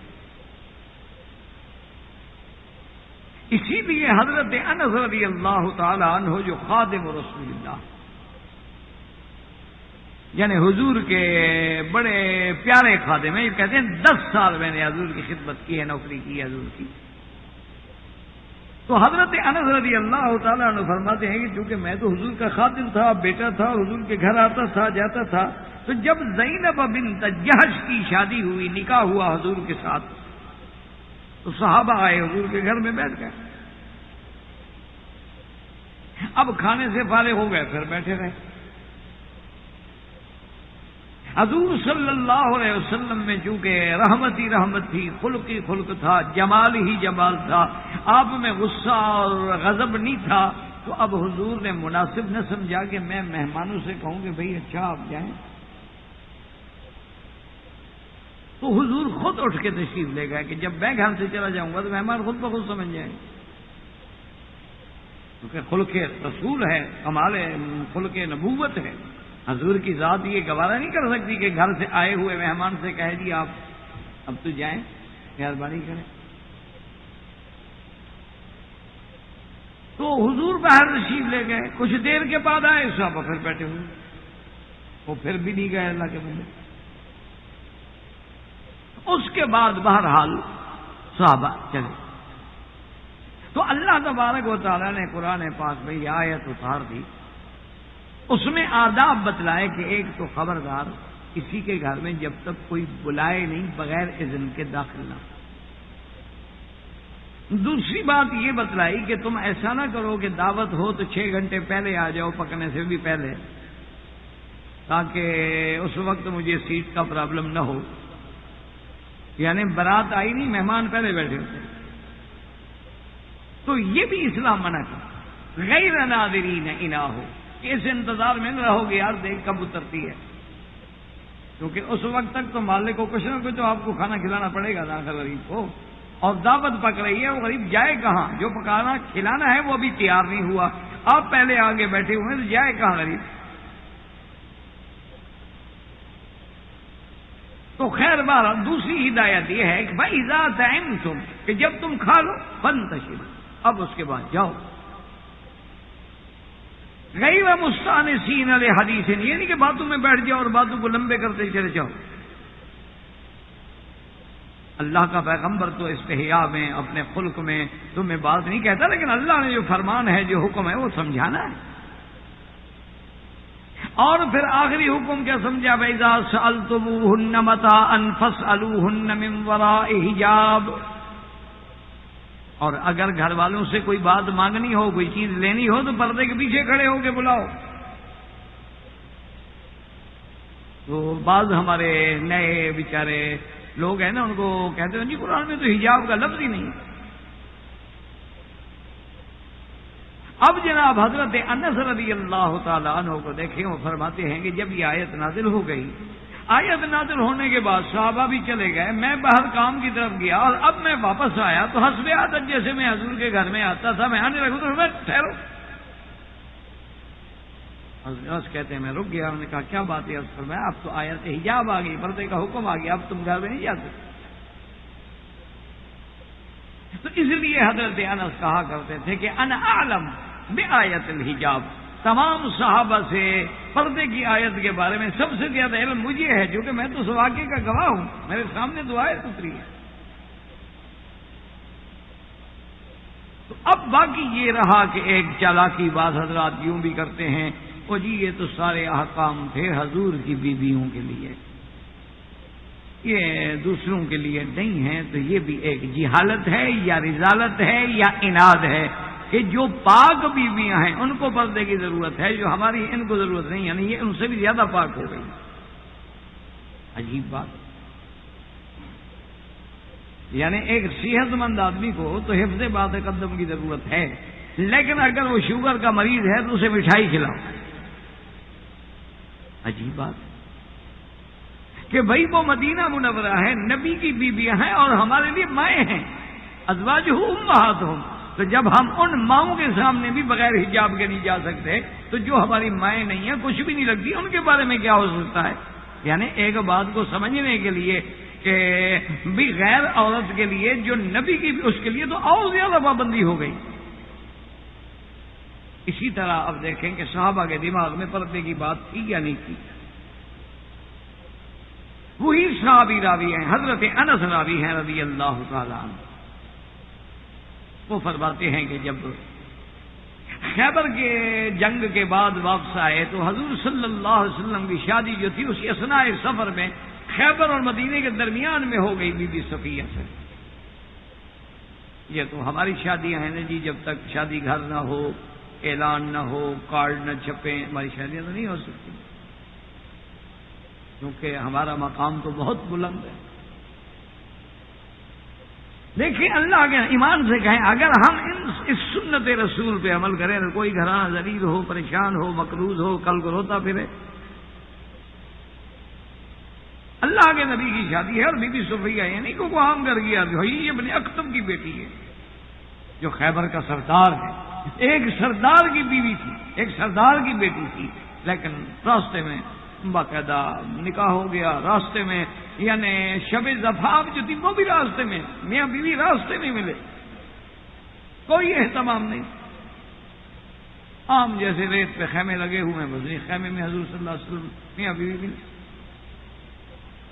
اور پھر اس کے لیے جناب جو کھانا منگایا گیا، جو ولیمہ کیا گیا، جو دعوت ولیمہ کی گئی، حضرت انس فرماتے ہیں میں خود دیکھ رہا تھا کہ چمڑے کے دسترخوان ہم نے بچھا دیے اور اس کے اوپر کچھ یہ پنیر رکھ دیا جسے آپ چیز کہتے ہیں یا جبنا کہتے ہیں، اور کسی نے کھجوریں لا کے رکھ دی، اور کسی کے پاس تھوڑا سا بچا ہوا گھی تھا وہ آ کے رکھ دیا، کسی کے پاس تھوڑا بچا ہوا تیل تھا وہ لا کے رکھ دیا۔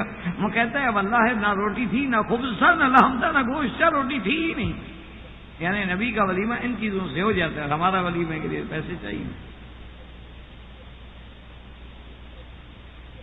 ہمارا ولیمہ جو ہے اس کے لیے تو بڑا اہتمام چاہیے، بلکہ اہتمام سے آگے گناہ بھی چاہیے۔ وہ ایک دعوت تھی ولیمے کی، تو ایک خان بھی تھا ہمارا، کوئی میری برادری کا کوئی ہوگا میری طرح بیوقوف، تو وہ خان صاحب بھی تشریف لے آئے، تو وہ صاحب خانہ نے استقبال کیا، بڑا احترام سے لایا اور اس کو بٹھایا۔ تو وہ خان صاحب بڑے آرام سے پوچھتا ہے کہ ہاں بابا بتاؤ یہ کانا مانا ہے یا خیرات ہے؟ اب وہ گھر والا پریشان ہو گیا، بے وقوف آدمی، شادی کی دعوت ہے، خیرات بنا رہا ہے، ہمارا مرد کوئی تھوڑا گیا۔ تو اس نے کہا خان صاحب یہ شادی کا دعوت ہے یار، کیا تم خیرات لگا رکھا ہے؟ اس نے کہا نہیں بابا دیکھو سیدھی بات پر، کہا جناب ماشاءاللہ بریانی ہے، قورمہ ہے، زردہ ہے، کوفتے ہیں، باربی کے، تو اس سے کھانے انشاءاللہ آپ کو کھلائیں گے کھانا۔ انہوں نے کہا یار پھر وہی بات کرو نا، خیرات ہے، خیرات میرات ہے نا۔ اس کا کیا مطلب؟ اس نے کہا وسکی مسکی ہے کہ نہیں؟ اگر وہ نہیں تو پھر کھانا تو نہ ہوا نا، پھر تو خیرات میرات ہوا نا۔ اب ہماری تو شادی ہے وہ ہوتی ہے، انا للہ ہے